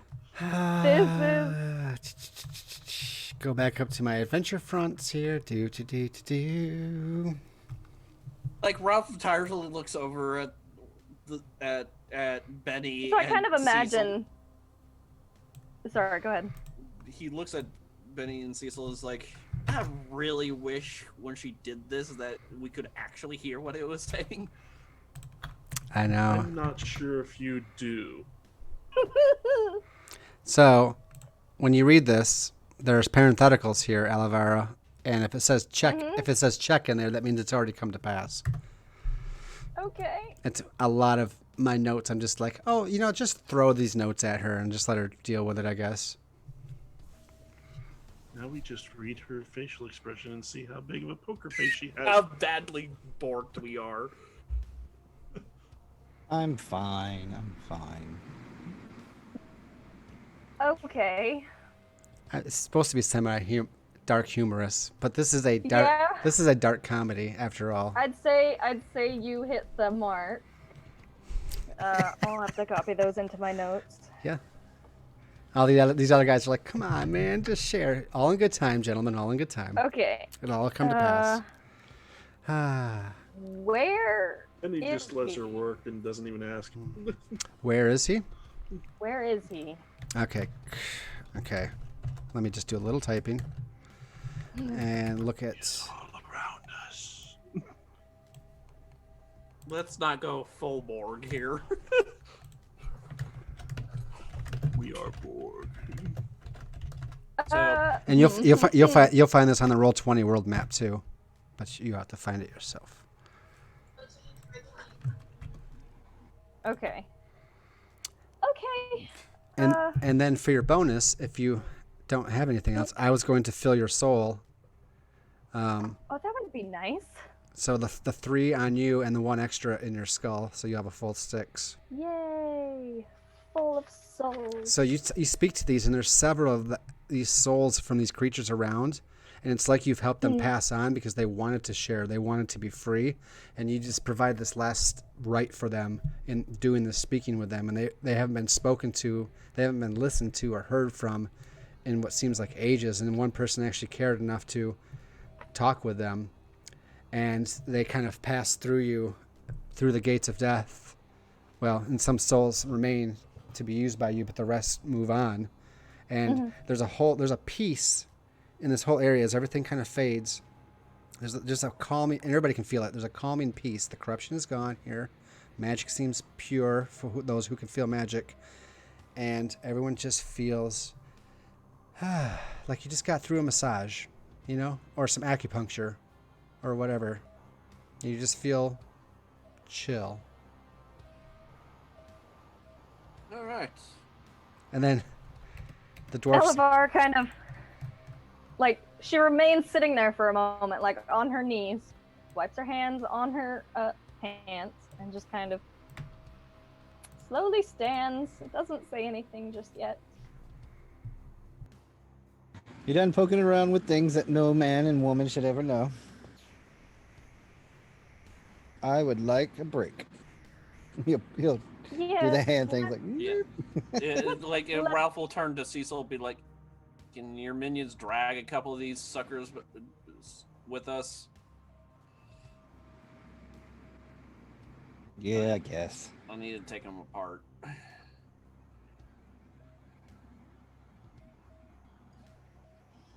So we're off to see the broken town. Yes. Wonderful broken town of Fallgrave. Greatest adventure, the one that lies. Wonderful party we have here. We have the slightly singed dwarf enchanter who's crazy, supporting the even crazier wizard. Sauron walking on this plane. Golden Sauron. So, a very emotional, very pensive, very, very... I don't know what else to describe Emo. Alavara as. And then we have Benny, who's Goth just covered adventure. in gore, walking around with a freaking sword as big as I Some of it his own. A shadow sword, too. And then a dwarf that was halfway eaten. Yeah, he's the normal. No, he was fully eaten. He was only partially digested. Yeah. Perfect. Yes, and this is what walks into Fallgrave. About half the city survived. There's probably like This sounds like the start of a joke. No shit. We are the joke. you're the Hey, punchline. we won. Okay. You won a great battle, and the reward from the battle, of course, was giving you the dwarf and giving you a chance to use any coin that you've acquired.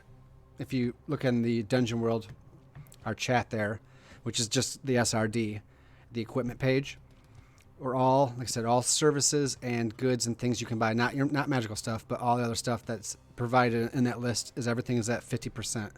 It's a half cost. This includes healing potions because I think they're on the standard treasure list. So Ooh, they're expensive. I think they're They 50 are. gold, but now they are 25 coin, not gold. So I'm giving you guys the chance. Like obviously, they find this area. Dwarfs like, I guess it doesn't really matter because we have to rebuild. And if you can take your building with you, you really can just plop her down anywhere. And He there's does. He just got a bloop, bloop. the people that see this and see you guys coming to town and realize who have been watching. I mean, you guys are heroes. And you're celebrated as heroes at this point. So they don't care how dark and evil you look, how pensive and quiet you are. They don't care if there's a ghost following you around and you're covered with goop and there's a bunch of these weird looking minions around. You guys are celebrated this night as the darkness is coming, as sunset is happening and the darkness is coming down. You have the inn set up where you guys can stay in your own inn, right? It doesn't cost you rations. But, forever how long you stay there. Oh, yeah, and the wizard, too, who finally gets his hat back. He goes in there when it's open. He's like, I'm going to wear this. Not going to leave my sight again.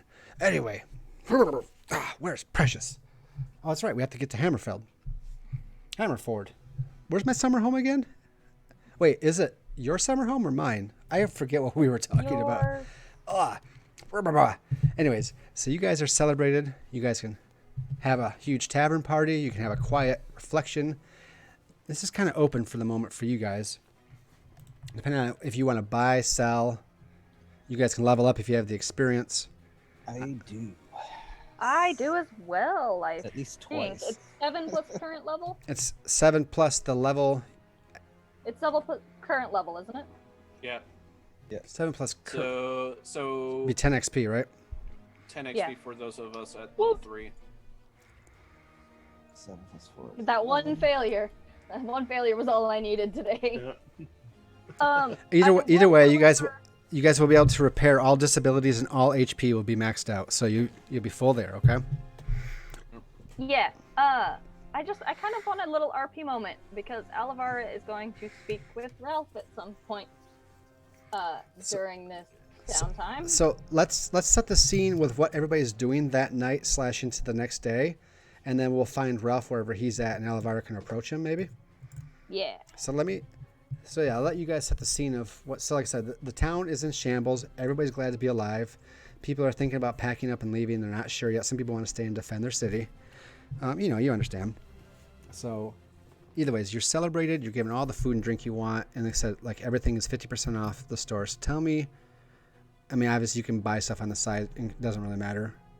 But tell me like what Cecil and Benny will be doing that night. Zorm will be retreating into the inn and with his hat and sleeping with it under his arms like a baby. Cecil is going to be playing to the crowd, Okay. which is not normal for him. He didn't do this at the other place, but now since he's kind of got the pre-positive image, if that's a word. Is the celebration happening in your tavern tonight? It will be. Oh, perfect. It's loud and is it it loud won't be and rowdy? free, but it will be the same discount they give him. He gives them back. People love it. They accept. The wine is flowing, and the ale, and the food, and the hybrid serving girls are out, and all the And tavern going I dudes are think- like, "What? Okay, we're in for this." I think one of the weird things that he does is gives everyone a special coin.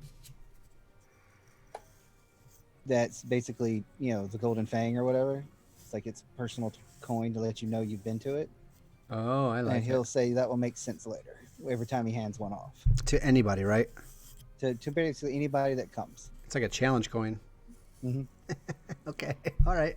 So Setting up for some evil later. I mean, good stuff. Good stuff. So you're being the host with the most, and people are praising your name and the rest of your group, whatever your group's name is. The heroes. Oh heavens! What are we called? Well, while we're thinking of it, if they're even his name, let's let the camera zips over to Benny. What's Benny doing tonight?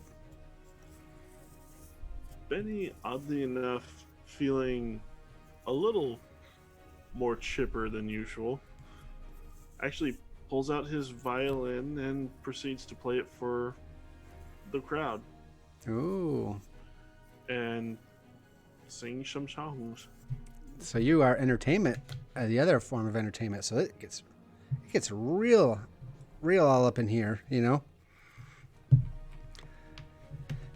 You have some pretty girls making eyes at you as you are kind of reliving some of your bardic days a little bit, right?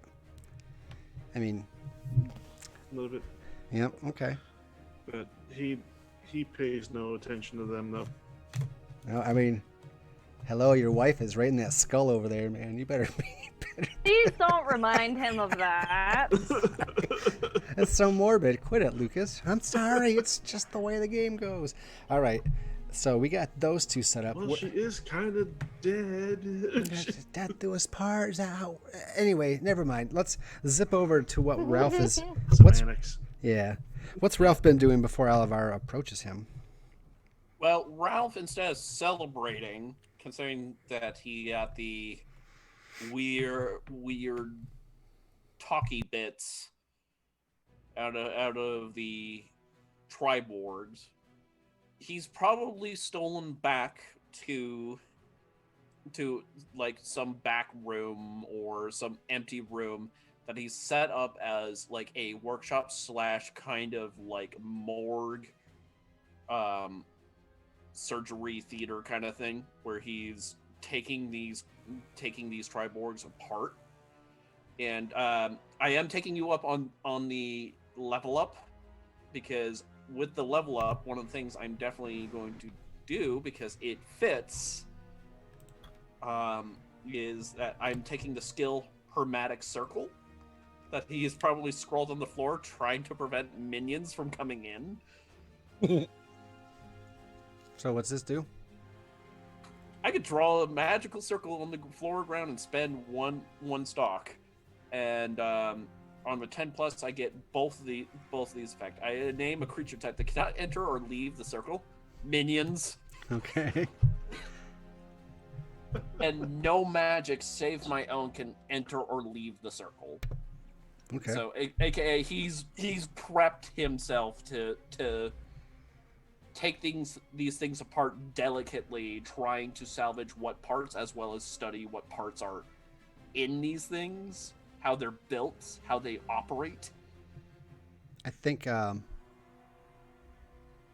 it's easy to see that a lot of these are McLeod parts. And that's about it. I think you can fill up your stock as well.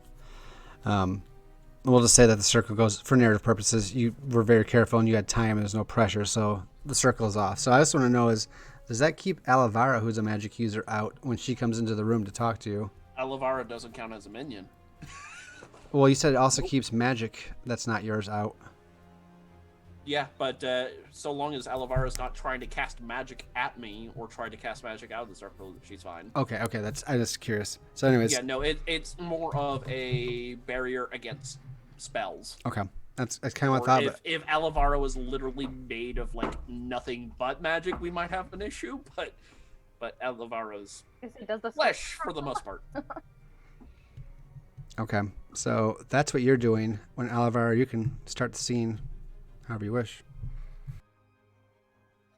So this is like Ralph's room, right? This is where he's staked a claim. That's known, yes? It's probably just a random offshoot room that he's probably taken. But it's probably not too far from whatever room he was rooming in. Okay, so not too hard to find. Okay, so Alavara will just like knock on his door almost timidly.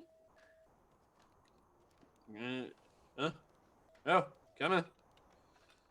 As there's just a little bit of a squelching noise as he digs probably a crystal out of some fleshy bit. Right. So Alivara enters and just like shuts the door behind her. She just stands at the door for the moment. She doesn't really move closer. We need to talk. That we do. I'm sure you've likely figured it out by now. She kind of looks at his project. Sneaking suspicions. He Yes. yacked at me in the field while I was trying to run away from the bomb. Right. Yeah. The Mechrachnid is your father.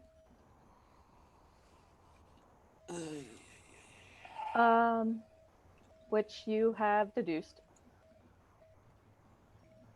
What I haven't deduced is if it's my father, whose soul that you got rattling around in that skull.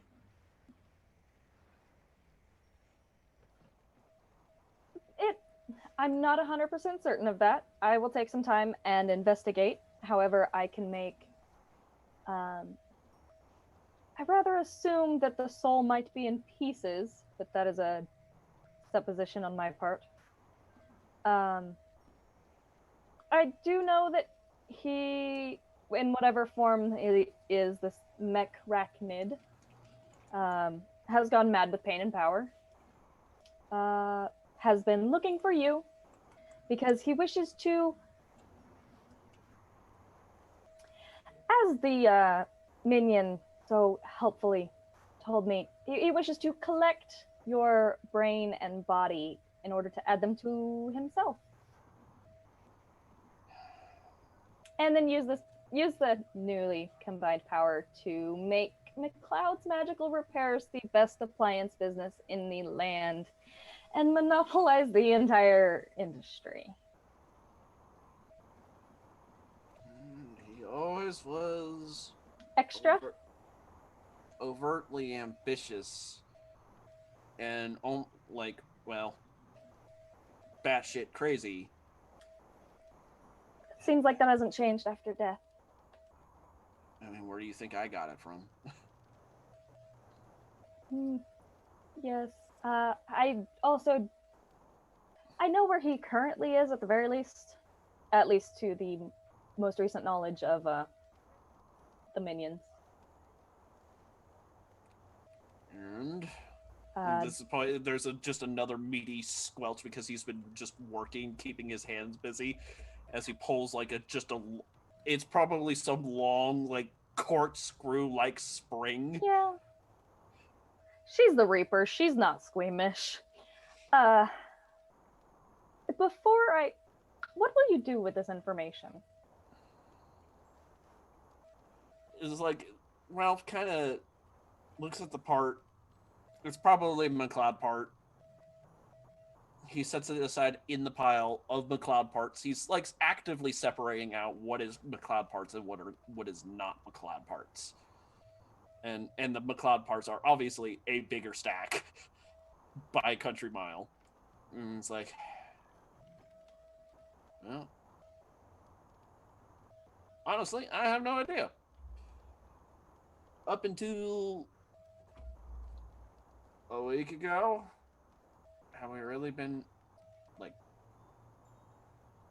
perception of time in the tower was off, so it's understandable you're not sure how long it's been. But yeah, however long ago, it was I was under the assumption that the old man had croaked, that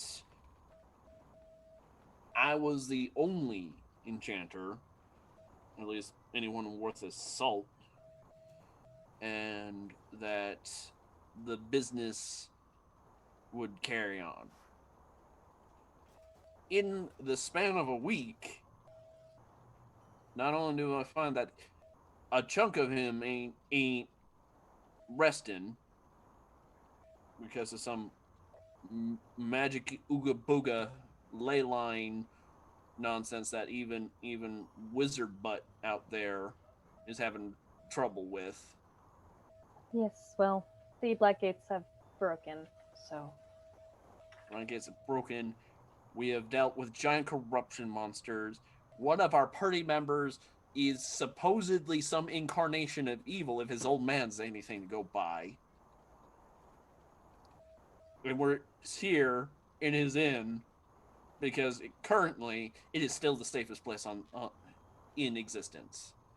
Boston, of which my home is a slag pit of rubble and madness. And now I find out that my old man, who seems to be very much not dead anymore, made a bunch of mechanical monstrosities as he kind of shoves at the body of the Triborg to come hunt my down to put my brain in a jar. So, what would you do in this position? Because honestly, at this point, I'm out of my depth. I fix toasters. And somehow I'm out here acting like the mad bomber and bailing Wizard McFartbutt out there out. I'm bailing y'all out with doing stupid crazy nonsense. I blew up a dragon. I assumed crazy, stupid nonsense was sort of your realm of expertise.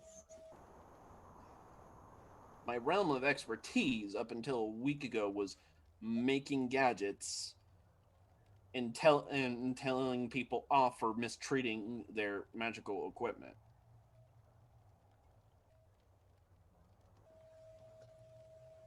In any case, at least at present,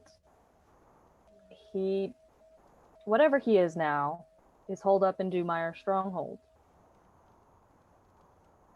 I assume we will have to deal with him sooner or later, given the state of things. So, question for the GM. Mm-hmm.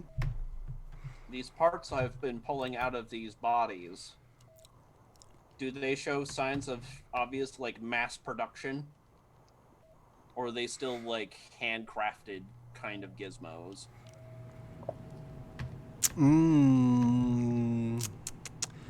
I would say more handcrafted, but a superior handcrafting, like almost like if they were mass produced by a machine, but there's just little touches to them that have human touches to them. It's like they were made by a mostly machine, but not quite machine. Mass production. That's kind of hard to give you a good answer. That was probably not a very good answer, but more handmade by an expert. Like, Ralph kind of finds a chair and just kind of slumps into it. It's like, yeah, we'll probably have to deal with him. So, 2 plus adds, then I can surmise, as he picks up one of the McLeod gears. Parts are still somewhat handmade, just high quality handmade, which means that making these parts have to be somewhat slow. So unless he's been stockpiling for a hell of a lot longer than anticipated, I'd imagine his numbers are going to be kind of stop and start, depending on where he sends them. That is good news. 2, he designed the damn things like he did in life, which is with glaring problems, which includes, as he turns the head of the minion to show the back where the little wire is for the power, Glaring weakness. Little power strip. Make them go night night permanently. That is good to know.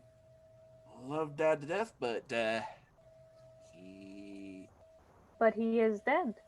he is dead, and well, he still has this habitual problem, like he's some big bad evil guy, mega boss thing that has to have a glaring weakness in all of his minions.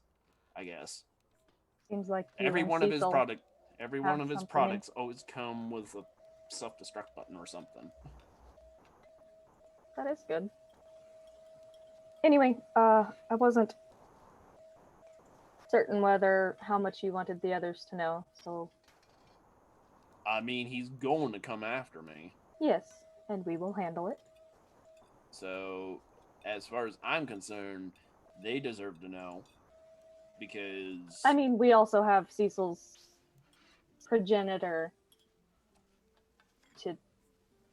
I assume that problem isn't over with either, well, given the resemblance between these, what did they call themselves? Triborgs? Given the resemblance of them and his, minions. so as he like Ralph quickly just kind of peeks under like the ear, like it's probably like some kind of floppy eared dog minion base. He just flips up one of the ears. He's like, Triborg Mark 7. If the little branding is correct. You can do a discern realities, one or both of you, with no experience but no consequence either. Just a What is that, intelligence or wisdom? wisdom. Ooh, I'm good at that. That's a 9. Ralph, 7. you don't know what it is, but these minions don't seem to be the exact same stock as Cecil's. They seem to be an older version, a different hybrid, a different style of minion. So not from Cecil's stock. That's Right. all I'll She's say. making the, so the connection she's making is the appearance is similar to Cecil's, and we have some knowledge of the fact of how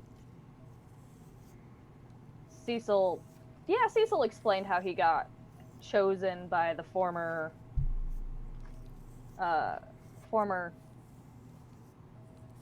Overlord, thank you. And so she's making the connection that these look like they could be the former Overlord's minions that have been modified by Tim McLeod, and therefore they are likely both still going to be a problem. Despite the fact that I should have both of their souls right here. You have one. Which, yeah. You can always let him out. There's a thing that I wanted to try, but I didn't want to hog too much of the spotlight tonight, so maybe we can deal with it at the beginning of next time. I'll write it in my notes. I'm not sure, because I wanted to do a seance. I have that spell now.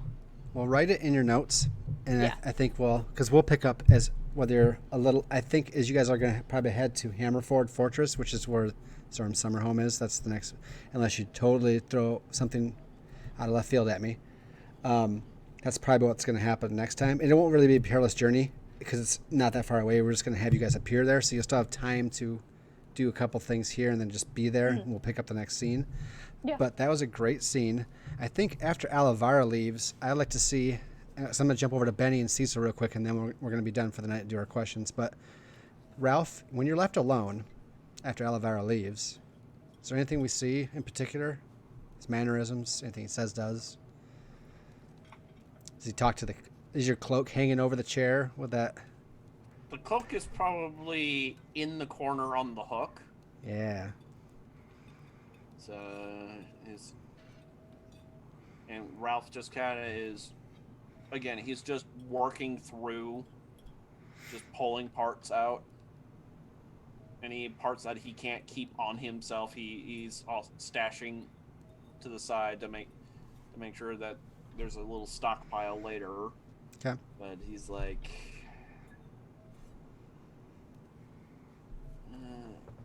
yeah.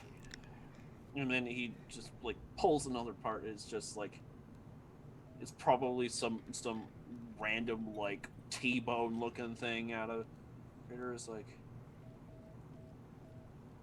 damn, even this is sodded up way worse than anything you normally come up with. And I think for the first time, the moving advertisement on the back of your cloak is not moving. It's a still picture, and it's just his face, and it's just kind of like it's just kind of a wry smile that just looks at you.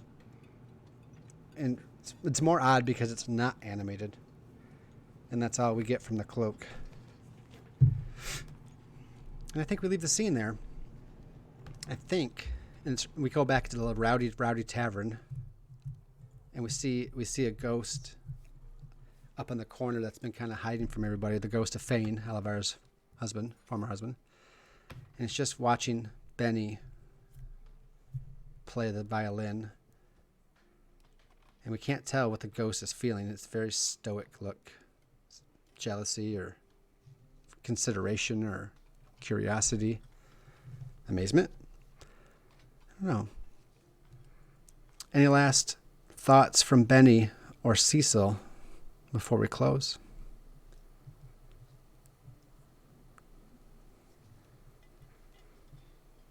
No? Okay. Cecil? I think that Cecil spends most of the night ignoring everything going on by constantly talking up. Because what I took, one of the advancements for the levels is called Wealth and Taste. And in that test, I've developed a weakness for the classics: beautiful women, music, wine, or something a bit weirder, and name it. And when I indulge in that weakness, bad things can happen because it takes my focus off of protecting myself. Because, evil always has to be on guard. In my case, I've decided that he has become smitten with the weakness of adulation as if he was a hero. Ah. So that's what he's basically spending the night doing, like talking up everyone's part and how he helped or how he was the one to do this, that, or another.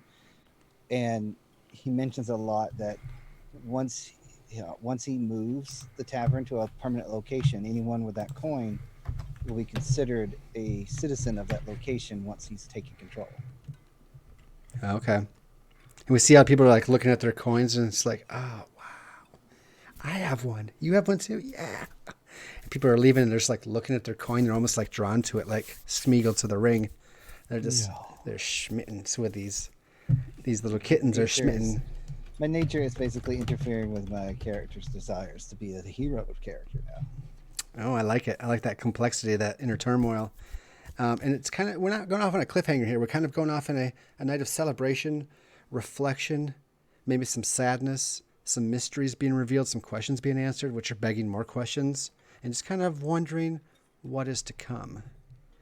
And I think that's where we're going to close out tonight. It was a very good session. Battle heavy, but some good role playing. And I had a great time just listening to you guys. And I always have a great time listening to myself. It's just, I never get sick of hearing me. Just kidding. My voice is going away now. So it means we are at the end of session. So let's do we got some level ups happening, but people kind of said what their kind of the stuff is. So we don't have to go into it too deeply. Although for those who did level up, I am curious what stat you picked to level up. Oh, yes. I forgot about that part. Yep. It's 2 points per level up, correct? One. Oh, don't get ahead of me, man. Don't you dare get too powerful too soon. I have too much to throw at you yet. Yep. I spent my level up with a point in wisdom then. Okay. Put a point in Constitution and a point in Dex. You leveled up twice? I had exactly 23. Wow. So I'm finally at 0. I've never been 0 XP since the start. So that got you to level 4? 6. Jesus. God in heaven. I spent the first 2 sessions. I spent the first 2 sessions you are rolling 2 full 4s and levels 5s. higher than me. Mm-hmm. We got to get. He's 3 levels higher than me. I'm not complaining. It takes a lot of. I would like more spells. We'll get you there. Stop rolling good. That's my trick. I didn't roll said- very many dice. I made the joke at the very beginning. Fail upwards. Yep. What it is. All right, let's get you some more XP. I might put Benny over the top here. Let's see. When you choose one of your bonds that you feel is resolved, which is completely explored, no longer relevant, or otherwise, or possibly if you don't like the bond and you want to change it, it still counts. Anybody have a bond that is resolved? At least one. You can always resolve more than one bond, but only one counts towards XP. Yeah. Let's see. Benny's hasn't changed.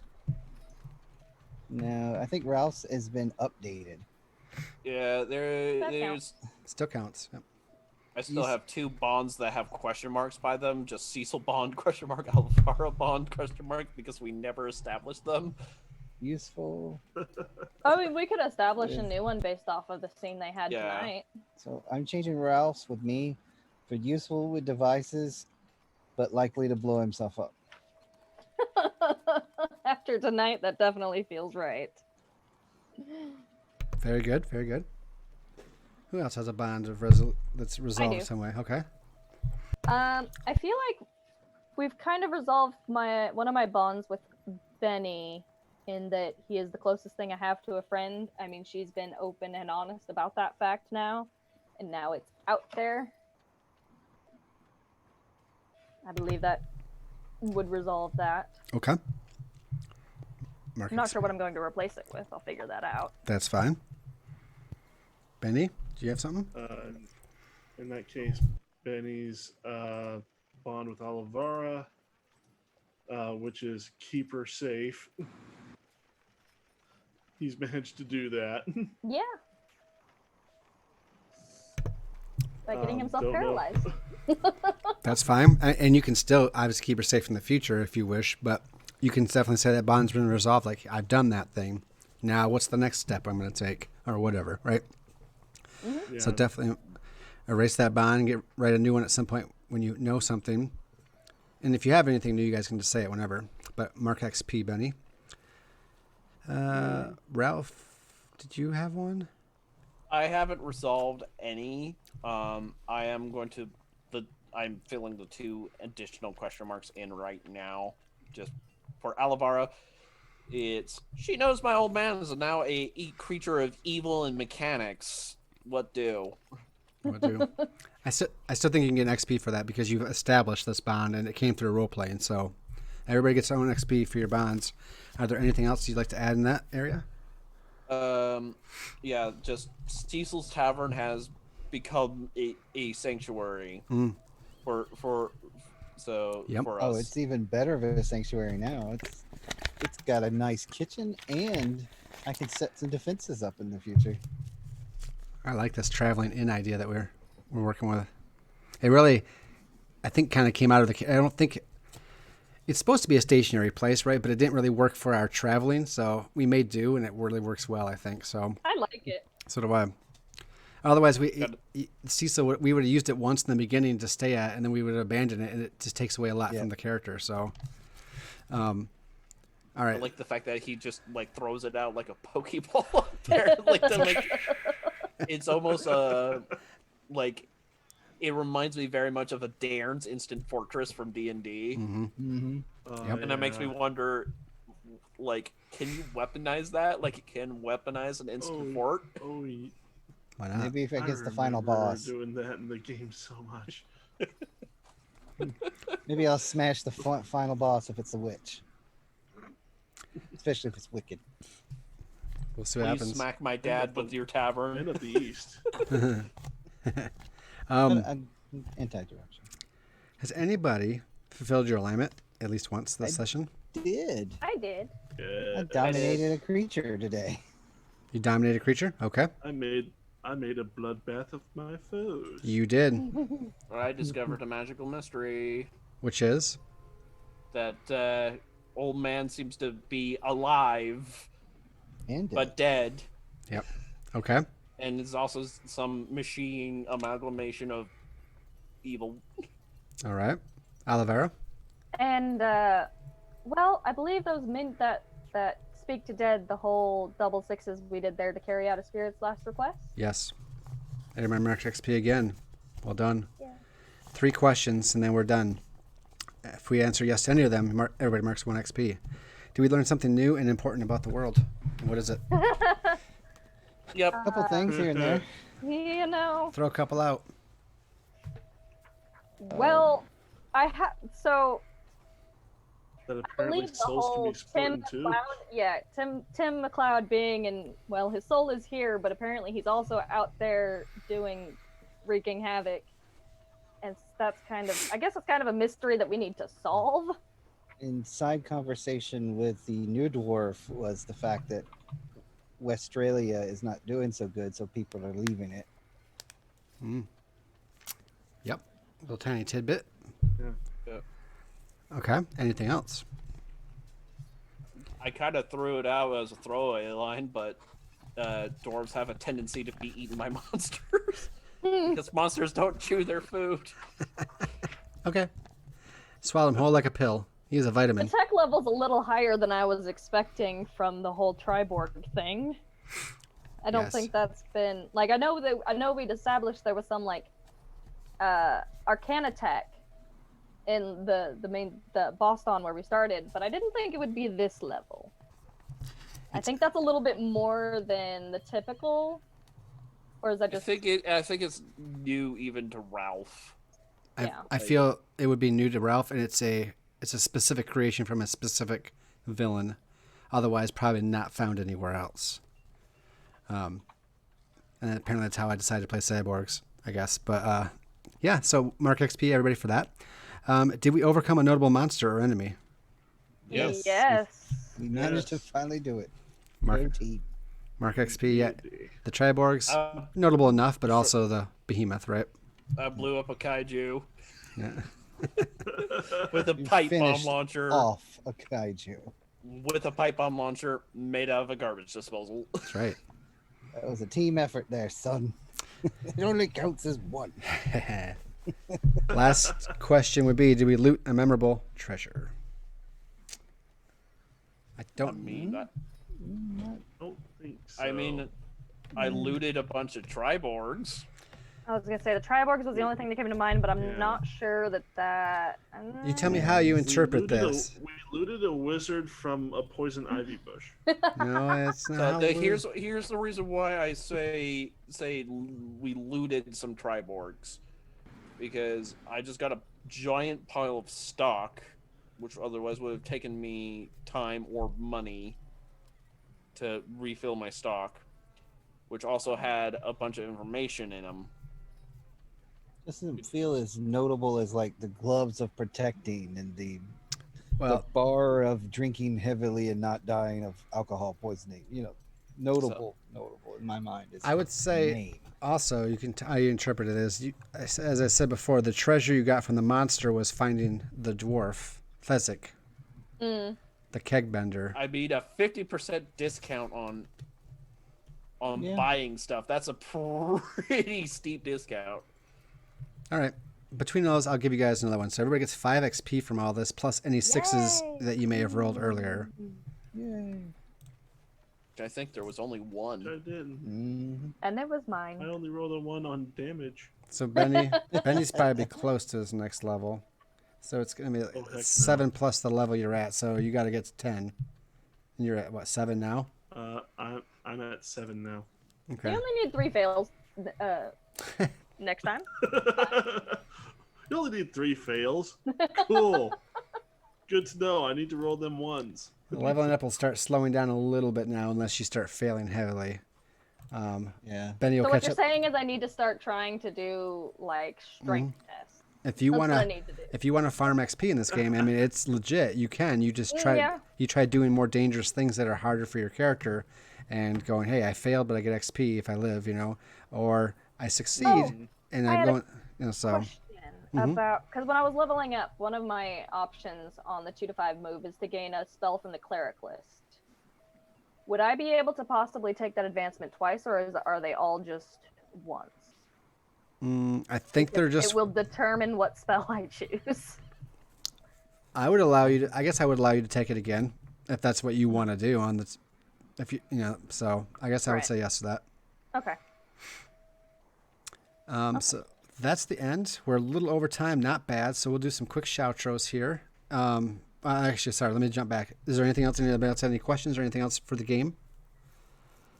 Not I really. don't think so. I mean, I figure that we could probably, if we're doing any shopping, that we could probably do that off cam. Yeah, I'd be curious to know what you got and everything, but we can talk about that in Discord, so it's not a big deal. And if there's anything notable that you buy, it's like new bonds or anything, you can note it next time we get on screen to anything else you think is relevant for people to know. So let's go ahead and cut that. Did you pin my cast? Okay, yeah. Anyway, sorry. So I am Lucasgvariety. Thank you so much for being here. Thank you for the players for being here. I really appreciate you all. Appreciate you taking the time. My voice is just, I'm done. I was tired when we started tonight, but I'm super tired now.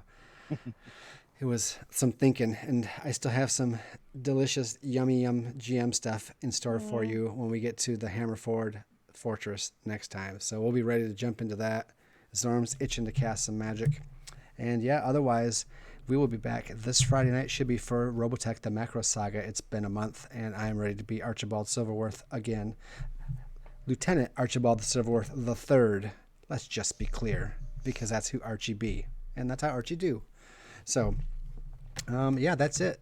We'll be coming back, and there will be some more Dungeon World Friday. Stay tuned for that. And then next week for Alien RPG and Dungeons and Dragons 5th Edition. Lots of good, juicy games. Lots of exciting things coming up. If I can work it at the end of October, I'm hoping to do a charity stream, but it depends on who's watching the baby that day. Because if it's me, I ain't doing it. Can't do double duty like that. And then for all those who might be local that ever watch it, G-Con is coming back up locally here where we do a little convention in-house. But that really doesn't apply to anybody watching this. I'm just saying that's a thing that's happening.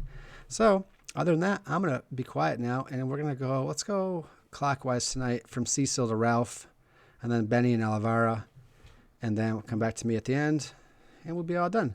So anyways, if you like what you saw, if you like the content, you want to support the channel, consider subscribing. Use that Amazon Prime once a month freebie. Throw it this way, support the channel. I'd like to upgrade a new gaming computer eventually. I'd like to get some soundproofing to make the sound quality better, and also better lighting, because it's got this lamp over here and this light bulb. And I mean, I'm not saying I'm pretty, but it doesn't help my complexion. So just saying. Anything you do goes right back into supporting the channel and just making the production quality better. So I appreciate it. Let's go over to Cecil, and I will be going like this. All right. Thanks, Lucas. I am tonight I played Cecil. The Overlord playbook was a fan creation, which I enjoyed. However, I have reached the limits of it, so now I'm just here to have fun. I'm not really caring about the levels anymore. I reached the perfect plateau. Anyway, last week was a little bit of vacation for me because everybody's getting sick. We had the hurricane stuff coming up, but this week seems to be packed. This Tuesday, of course, was this show, and then Thursday I'm going to be over on. I'm going to point this way for no apparent reason. AP Gaming Reels channel. If that show actually managed to get, because some of the players were under the path of the hurricane stuff, so they hopefully are okay. We're just doing that roll call actually literally right now. And I'll be over there for some Battletech, which I'll be playing, amusingly enough, a person that flies basically a Veritech fighter in Battletech, in fighter mode only, because I'm not stupid enough to walk around on the ground and get shot. Let's see. Then Friday, I'll be playing the Captain, hence the fun hat that says Captain on it, if you can see that, of the Macross SDF-1. And the next Tuesday on the same timeline, I'll be running hopefully the next to last session for the second planet of Alien RPG campaign, getting them a little more lore dump so they can get ready to do the big evil cinematic that will finish off Alien RPG, at least for a while. So that's probably going to stretch into the new year, though, knowing how it turns to work out, how difficult that game can be on the players. But as always, thanks everyone for playing with me. Thank you, Lucas, for allowing me to play. And I hope everyone that did watch had a good time, and see it again. And pass it on to Jodo. Awesome sauce. Thank you so much. So, hey folks, I played Ralph McLeod tonight, but I am better known as Jodo1025. So I am Lucas's local little channel hobo. I'm in just about everything he's got going on other than the Friday Dungeon World game. So on Tuesdays, you can either find me as this, Ralph McLeod, or as Corporal Cho Potensky for the Aliens RPG. On Thursday for Dungeons and Dragons, I am the halfling. Richter. Wow, Richter. Yeah, Richter Mercal. Wow, my brain for a forward there. So, and then on Friday for Robotech, I am Ivan Sulanova, the crazy Russian artilleryman. So, so I'm in just about everything here, but when I'm not here, you can catch me over at my channel, twitch.tv/Jodo1025, where I run D&D and other role-playing content, normally for charity. So Wednesdays. So normally I would have a stream tomorrow, but due to circumstances, we're actually pushing back Titans of Moran, a Dungeons and Dragons 5th edition adventure, back a week. Just everyone's schedules has imploded due to a lot of circumstance. So we're just going to be like, all right, well, we're going to just take a break and we'll go back next week. But most notably, this Saturday, I am debuting a new series of Blades in the Dark, Knights of Mischief. So those of you who know me know that I got my start doing this whole streaming doobly doo here on Lucas's channel as playing in his Blades in the Dark game, where I played as Greg Scales Heinlein. Opposite of that There mood it over is. there, Mr. TikTok. Yeah. Love So, that hat. but and it was very enjoyable for me. But I have a very interesting cast put together, one of very familiar faces for my channel, and we're looking forward to seeing some awesome gameplay, some awesome stories come out of that. Um, so I feel like we're gonna have a real good time. So and then eventually coming down the pipeline, there will be an announcement for what my quarter 4 major extra life charity drive event will be. But we're on the road to $1,500, and well, we're at $1,300 right now. So I just we're looking to raise at least 200 more before December, before mid-December, um, to help sick kids. Um, because of that, we've also crossed our milestone, which also means at some point there will be a full, probably in October, so long as the cast can do so. Uh, there will be 2 sessions on my channel that will be in full cosplay. One for Titans of Moran, so where my cast will be in full regalia.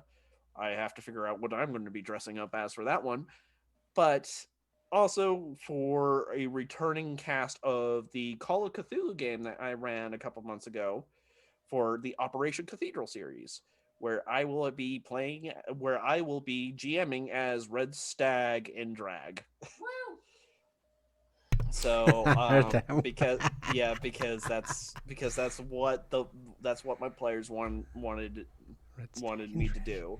So they died horribly, but we will be doing some sort of Call of Cthulhu one shot with us in character. So that should be coming down the pipeline fairly soon. Um, but yeah, I've yacked on long enough. Big thank you to Lucas for letting me be on this one and letting me be the continuous hobo here. And big thank you to my fellow cast members for letting me bounce stupid, insane plans like turning a garbage disposal into a pipe bomb launcher. So, but I think I'm gonna kick it down to, I believe it's Benny's turn, if I'm reading correctly. Hello, everybody. I am Jeff. I'm played Benny Dot, aka Artemis Barker, the Dark Knight. It was certainly a pleasure to play here today. I definitely appreciate Lucas for letting me play here, as well as everyone playing with me. Anyone who wants to see what I do outside of uh, uh, LG Variety, I am also on Into the Darkness, another YouTube channel which is dedicated to Call of Cthulhu role-playing games. I'm currently playing in a game, I believe, that's on Thursdays, called The Painted Smile, where I play as Dr. Robert H. Koebel, who is a paleontologist from Miskatonic University. Anyone who wants to find me elsewhere, there is the app Smule, where I am at Jeff Beck, all lowercase 1108, where I do some voice acting and singing. Go ahead, pop over there, have some fun. Just don't poke too much fun at me. And I will hand the floor over to Ava. All right, I am Ava Rogers. You can find me over on Twitter primarily at ThatNerdyWriter.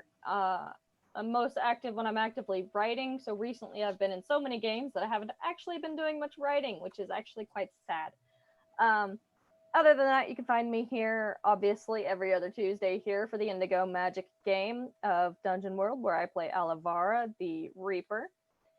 You can also find me here every other Thursday, not this Thursday, but next, at the D&D 5e Yawning Portal campaign, where I play Calcaria, a tiefling monk, who is very much fed up with her goody two-shoes companions and the new kobold pet that they found last week. He's quite annoying. Meepo. Hey, you leave Meepo out of this. Deacon is a better kobold and will always be a better companion. Aww. And you can find me here currently every Friday for the other Dungeon World game, the Mana Frost, where I play, oh goodness, Riley, the Dragon Knight, who very nearly died 2 weeks ago. So that's fun. And where else am I? Right. You can also find me on, I will once more give Lucas the link to Neon Anarchy, a Shadowrun living community. Shadowrun, if you're not aware, is it's another tabletop role-playing game, but it's cyberpunk with a smattering of magic. So you've got dragons and cyborgs and magic. And you play a bunch of criminals. Oh. It's fun. But I both play there and GM there as well occasionally. So come join us. It's a lot of fun. And I think that's all I have. I'm pretty sure. Ooh, excuse me. Perfect. Thank you, everybody. That was great. I had a great time. Looking forward to this. I think we have a couple more sessions, at least in this Dungeon World. A few more, maybe. As the story is, the information is coming. The connections are being made. The story is coming together, and the final conclusion will be had. And then we'll be looking for the replacement game on Tuesdays. Most likely, if I don't just go back to Call of Cthulhu, because it's really calling to me, and playing some different one-shots and groups of Call of Cthulhu here. It's either that or it's going to be Band of Blades. I can't decide. I should do Band of Blades because I've been talking about it since before last Christmas. I know. I probably will have to. I think it's time, friend. I'm prejudiced, so I say Call of Cthulhu. Oh, I know you are. Both good choices. One has a very definite end, though. Yes. This is where I make Zoidberg noises in the back. Why not both? Well, eventually it will be. I will be taking off a small quarter, though. I'll be taking off February, March, and April of next year, so there will be a time when Lucas will be stepping away from Lucasgvariety, and I'll be looking for people like you guys to run broadcasts on this channel in my place for those who I trust, to kind of continue the channel going while I have to step away on a very important hiatus. The information about that will be coming. I'm going to have a big group Zoom call with all the people in my Discord who want to join some Saturday or Friday night or something like that coming up, so I can tell everybody about it and see who's interested. Also looking for a replacement character for our Dungeons & Dragons game every other Thursday, because we had a player drop, and our British friend Josh, who actually Benny knows here. He will be for the next 3 sessions, and then he's going to be out for a few sessions because he has Into the Darkness games, and then he's going to come back, and he's going to be gone again. So not only do we lose our cleric permanently, we also will be losing our fighter on and off. So we'll be looking for at least 1 or 2 more players for that game. If you're out there and are interested, please let me know. Alcaria can't survive as the tank. I know. So She almost died the first time we tried that. it's the gamer's life. People come and go and things happen, Yeah. but we're going to try to keep the channel rolling, keep things going, keep the entertainment flowing. So that's what the Dungeon World game on Friday, I don't even run. Dem just uses the channel and they play, and it's good. So it keeps the business going, so to speak. So anyways, that's enough for me. It's time for us to go home. So until next time, guys, you have a good night. God bless and good gaming. We will see you later. Now just do the transition right. I did the wrong screen. So let's wait for that curtain to drop, and we're out. Peace, guys. See ya.